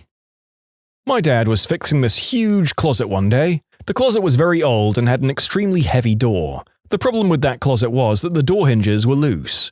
At that time I was about 8 or 9 years old and my little sister was fooling around inside the closet while my dad was trying to tighten the hinges. He told me to get her out of there since she was just bothering him, and as I lifted up, the gosh darn closet door fell down on my pinky toe. It's all a blur, but I clearly remember me running down the hallway screaming my heart out while my sock got pumped with blood. After that, I passed out, waking up a while later in the back seat of my father's car with a crapload of toilet paper around my foot. My dad didn't say a word. When I arrived at the hospital, I got put under and operated. Fortunately, they managed to put my pinky toe back where it belonged. I'm guessing my dad felt very shameful after the incident. However, Mum told me a couple of years ago that after I lost my toe, he immediately put it inside his mouth because he'd read that that was the only way to save the toe from dying or something like that, and drove to the hospital with the toe in his mouth. I don't think he'll forget that. Ugh, this one makes me cringe just thinking about it. When I was 13, I was about as randy as you would expect a 13-year-old kid to be. The problem was, I was living in a very religious household at the time. My parents go through phases. This was their religious phase. Luckily for me, it was while I was going through puberty. And my parents had an ironclad parental filter on the internet, so adult flicks were out of the question. So I decided to draw my own adult material. And I'm a pretty gosh darn good artist when it comes to drawing things that are right in front of me to look at. So what I'd do is I'd take magazine pictures of women who had relatively little clothing on and just edit out the clothing I was drawing. Well, of course, my parents found my stack of drawings eventually, which isn't too bad, I guess. My dad even said uncomfortably that I had some talent at drawing and should pursue it, just with a different subject matter. Here's the part that makes me cringe. My mother decided that one of the drawings looked too much like her. It was purely coincidental. It was literally a picture out of an advertisement that I had copied to the best of my ability. And she asked me, very uncomfortably, if I fantasized about her. Ladies and gentlemen, not much in the world makes you want to crawl into a hole and die more than when your own mother thinks you've been fantasizing about her. And I have cringed so far into my office chair that I'm in danger of becoming the world's worst transformer. Oh gosh, please God no, I want this story to be fake. You know how your parents told you to never run with scissors? Well, I didn't listen. I was running through the house like an idiot and I tripped on the scissors and they went through my front teeth and jammed in the back of my throat. Blood sprayed out of my mouth and my nose. It frightened my parents so much that my mum passed out, and when she fell, her face was smashed on the floor. So I had to get 3 stitches, and my mum had $30,000 worth of face surgery, so I figuratively and literally traumatized my parents. One time during my sophomore year in college, I'd been feeling guilty for not seeing my family very often, even though they lived 20 minutes away, so I decided to take them out for dinner. Since I had some extra cash, I thought it would be nice to take them somewhere better, so we all went to Black Angus. I thought it would be cool to bring my boyfriend that I'd been dating seriously for 6 months. No one in my family normally does this. I found out later that my dad was scared crapless that I was going to tell the family that I was either pregnant or getting married at the dinner.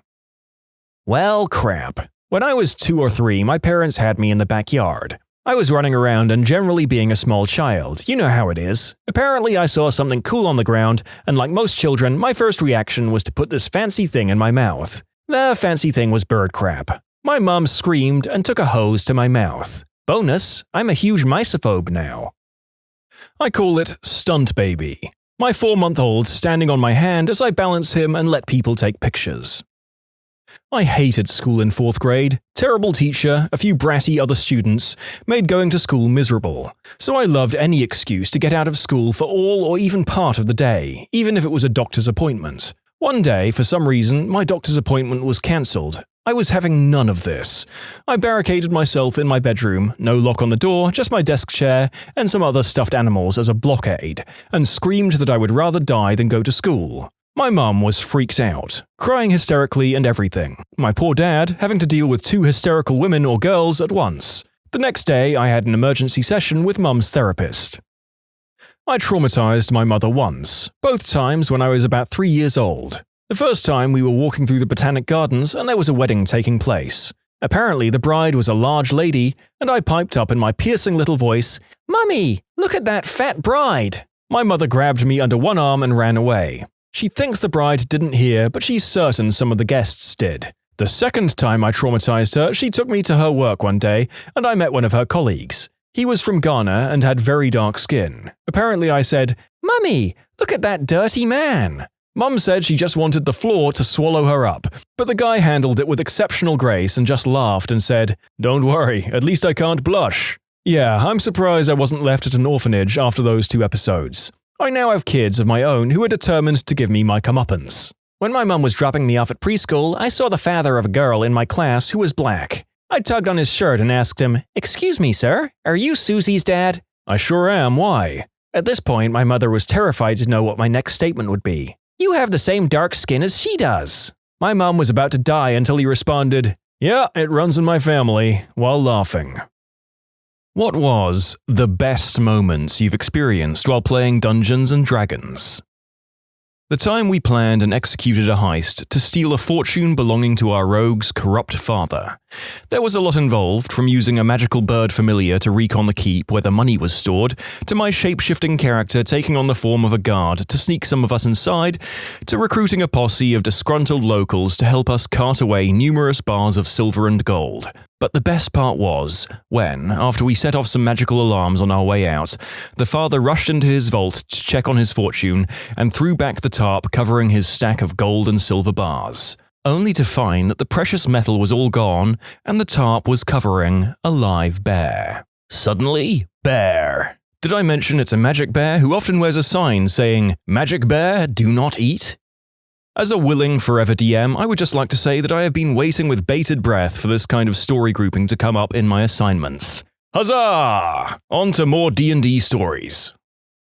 My party went from revered heroes of the town they saved to hated outcasts with an official restraining order approved by the king himself when they tried to prank an old merchant and ended up murdering a beloved town elder, then trying to steal his mayorship. This sounds like someone had to roll more than a single one to accomplish that. Telling my party that the main archery store is called Target. Thinking about that brief pause followed by a few sighs and reluctant laughter still makes me crack up. My name was Doug Windchaser, but I insisted everyone call me Darkblade. Well, my whole party just kept calling me Dougblade or Duckblade or Dudblade. I had a similar experience. I told them my name was LV Sugartips. They thought I said sugar followed by a word for a female's chest. It never changed for months of playing, and I even have a mug with them from LV Sugar Chest. Safe to say, my character has been renamed without my permission. Ah yes, the old Taserface conundrum. I once had a character called Guinevere. Everyone called her Gummy Bear. Somewhat inadvertently ended up stealing from and systematically dismantling a merchant family's bedding business across multiple cities. They were completely unrelated to the story, but we just kept bumping into them. They didn't happen to sell cabbages, did they? My character was a broken clock, right time of day kind of character. The type that would eat the only lit candle in a room just so the other party members wouldn't be able to see when they woke up. The highlight of our campaign came when I was having such crappy dice rolls that I decided to just aim for the space next to the enemy I was fighting to see what would happen. I rolled a 1, so I missed that space and hit the enemy instead. On my very first D&D session, our party was going on a treasure hunt and had just encountered a monster the DM liked to call a knuckle dragger or something like that. He had intended us to fight it like a boss battle, but before we fought, our paladin intimidated it to stand down for a turn, so we all got a free action. Or at least half of us would, since the DM rolled and said it was so hungry that it will only be stunned long enough that it will run on hunger alone. This worked great for my character. I play a sneaky human monk with literally no backbone to her and who is now trying really hard not to fight the giant ogre creature we were looking at.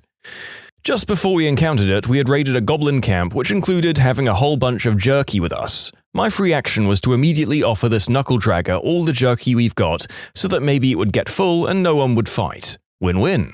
A few lucky rolls later, the fight ends before it began, with a healthily fed knuckle dragger, some level ups, and allowing us to skip a few more traps in the temple. We adopted him, by the way. His name is George. The paladin feeds him. I'll always be happy about the time my party ran into some goblins hauling oil into a ship.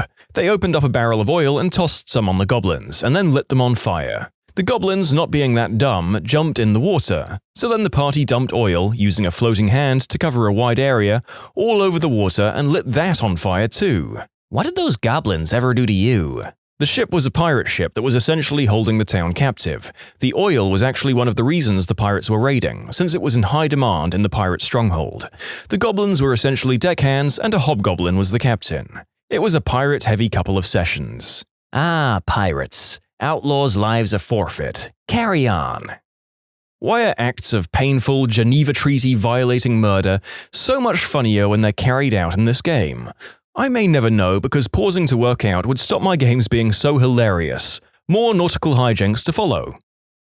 I was DMing a campaign with a new group. Only one guy had ever played before, 5 players total. They had a ship and were traveling by sea to new quests and transporting some goods for cash when they landed. I had in mind to have them and their ship captured by pirates and have them escape later, so I sent 2 full warships at them full of pirates, hopelessly outnumbering them, thinking, "There's no way they can get out of this quest." They panicked. As the pirates got closer, arrows started flying. What did they do? Well, one of the goods they had was a high-alcohol grog, and they had a heck of a rogue archer. So they wrapped a couple of arrows in rope, dunked them, lit them, and fired them into the sails of the other ships. I made 3 separate rolls for the sequence of events between the hit, the rope holding up, and it successfully lighting up the other sails, per ship. And they fricking nailed it both times, on all accounts using teamwork and assists on skills. They burned 2 fully loaded, heavy pirate ships at sea using 2 arrows. I was in awe. I had to give them extra XP for their ingenuity. My players had to fight a dragon. They rolled shockingly well throughout the fight and were surprisingly winning. So being in the open, I had logically had the dragon flee. This was surprising given they were only level 3 and only bad rolls from the dragon had kept them alive. Most everyone got an attack of opportunity in or ran as it thrashed out of the tower, making it collapse, but the half-orc barbarian wasn't having any of it. She had a custom weapon from a special orc bad guy the party had fought.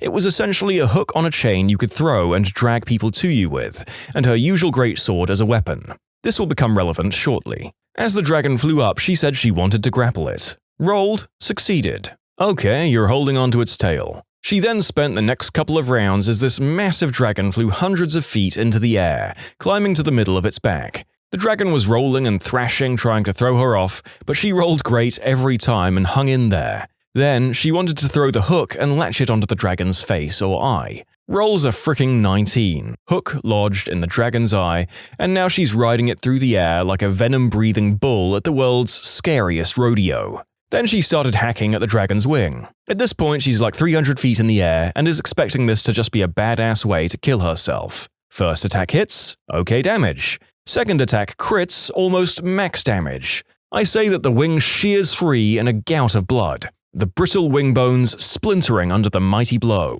Now she's riding an almost dead dragon as it plummets to the earth from a height that would kill anything like a green Slim Pickens, planning to go out in a blaze of glory. As the dragon and orcs smash into a building in the town, the other PCs run there to surely find their friend dead. Well, half-orcs have a feature that makes them particularly hard to kill, and I figured the spirits she worshipped would be pretty gosh darn impressed by such a move, so I gave her one last chance. Roll a con save with disadvantage. For non-D&D players, this means you roll two 20-sided dice and take the worst of the two rolls.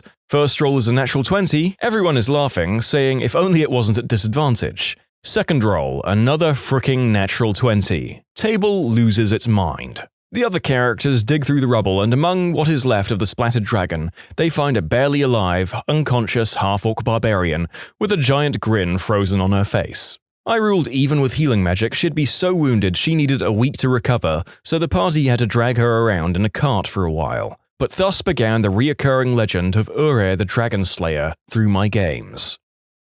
Using spring-loaded gauntlets meant for deploying quickly hidden daggers to house and launch small snakes at enemies, and the look on everyone's faces when I did this.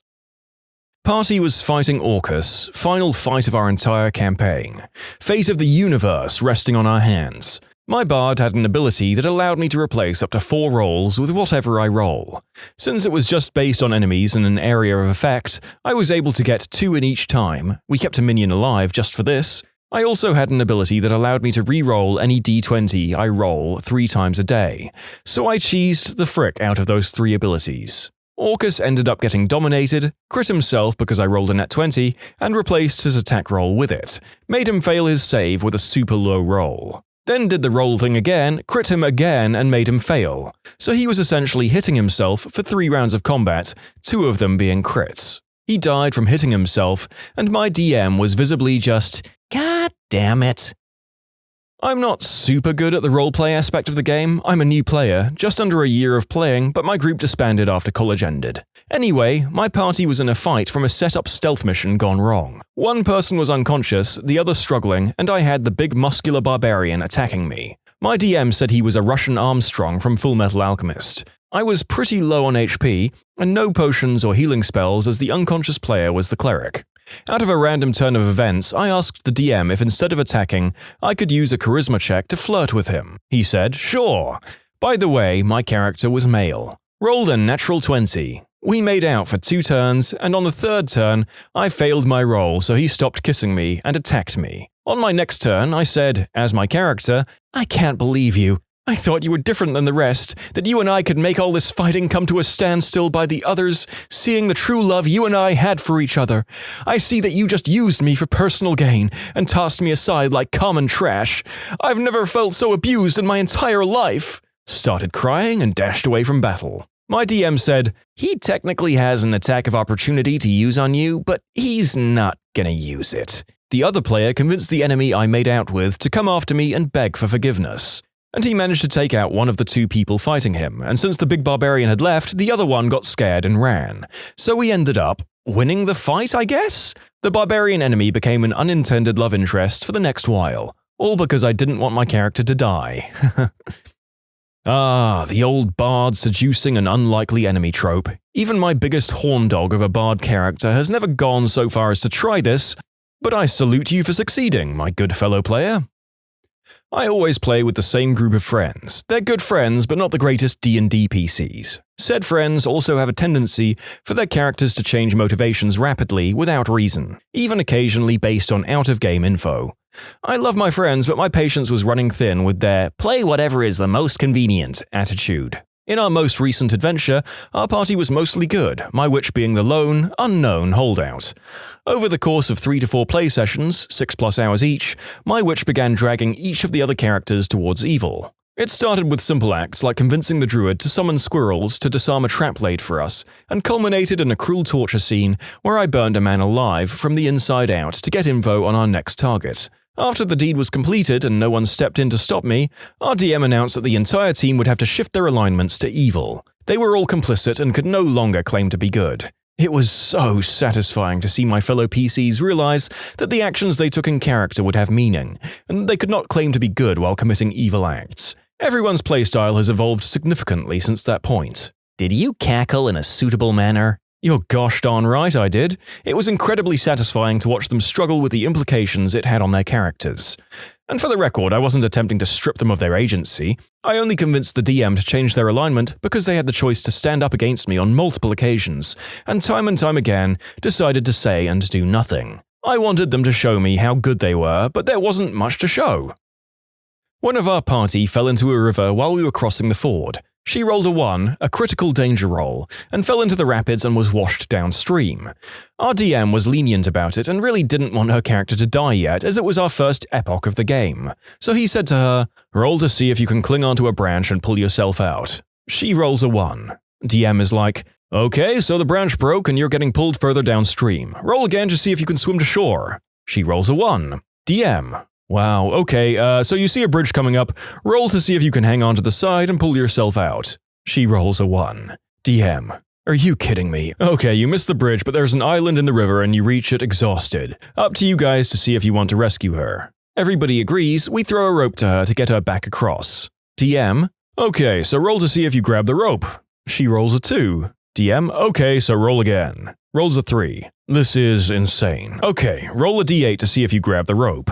She rolls a 6. DM, "Hooray, the team pulls you to shore. You survive, somehow." You have acquired a new nickname, Toe Rag the Luckless.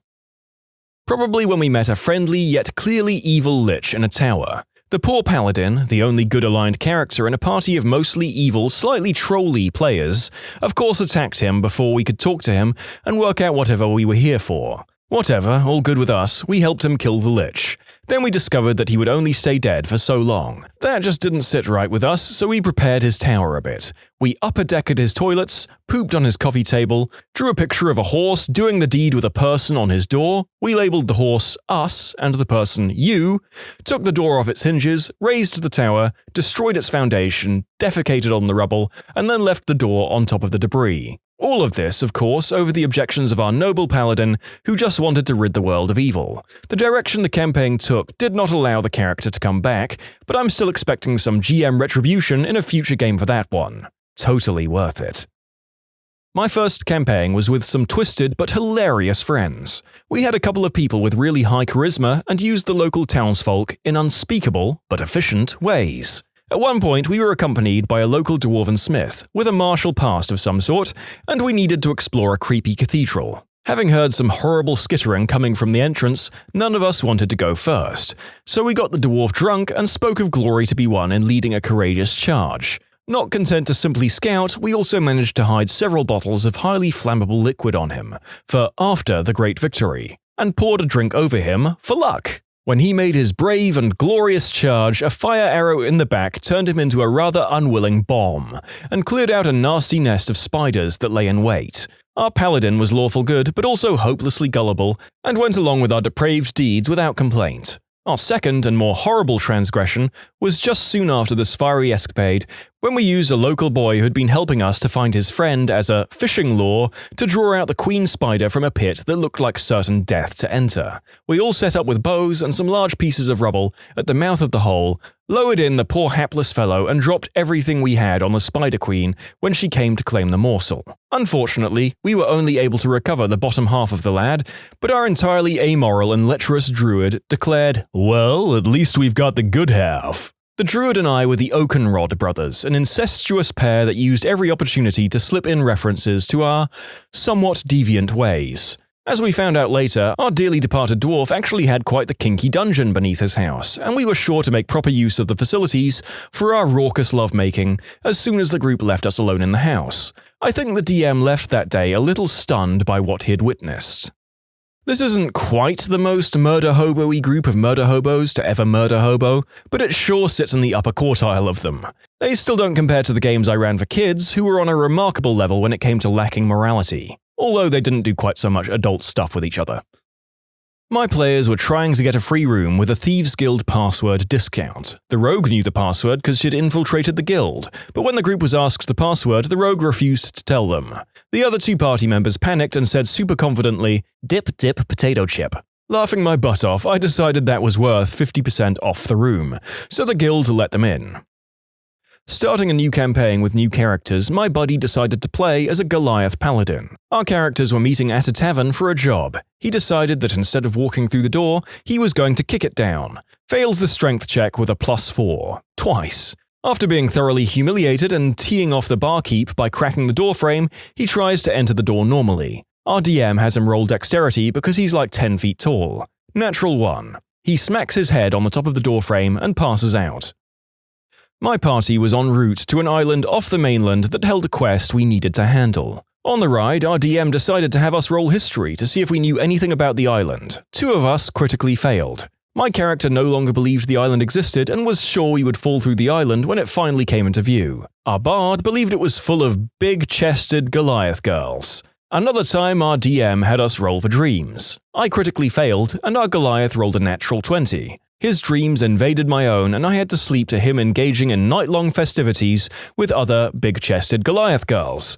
The next day, I rolled pretty low on a charisma check at the blacksmith, and my character randomly yelled, "I see Goliath wangs in my dreams!" Good times.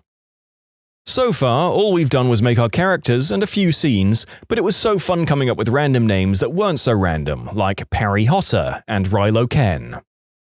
Alcohol and lots of Monty Python references were involved. First time I played D&D, I played a chaotic knight. My character would do the most random crap possible, and the rest of the group thought it was ridiculous. One of the quests is to explore a cave, and before we explore it, the entire group rested up outside the cave, and one person takes watch. My character decides that he isn't going to watch over the group and goes to the entrance of the cave and digs a giant hole and covers it, then comes back to the camp. Everyone that I was playing with was literally thinking, what the frick? So, long story short, we explore the cave, kill all the people, and almost defeat the main bad guy. But the DM decides that the bad guy flees from the cave, and I remind the DM that I want to roll for the bad guy to fall in the ditch and die. I roll a natural 20, and the bad guy falls into the hole and dies.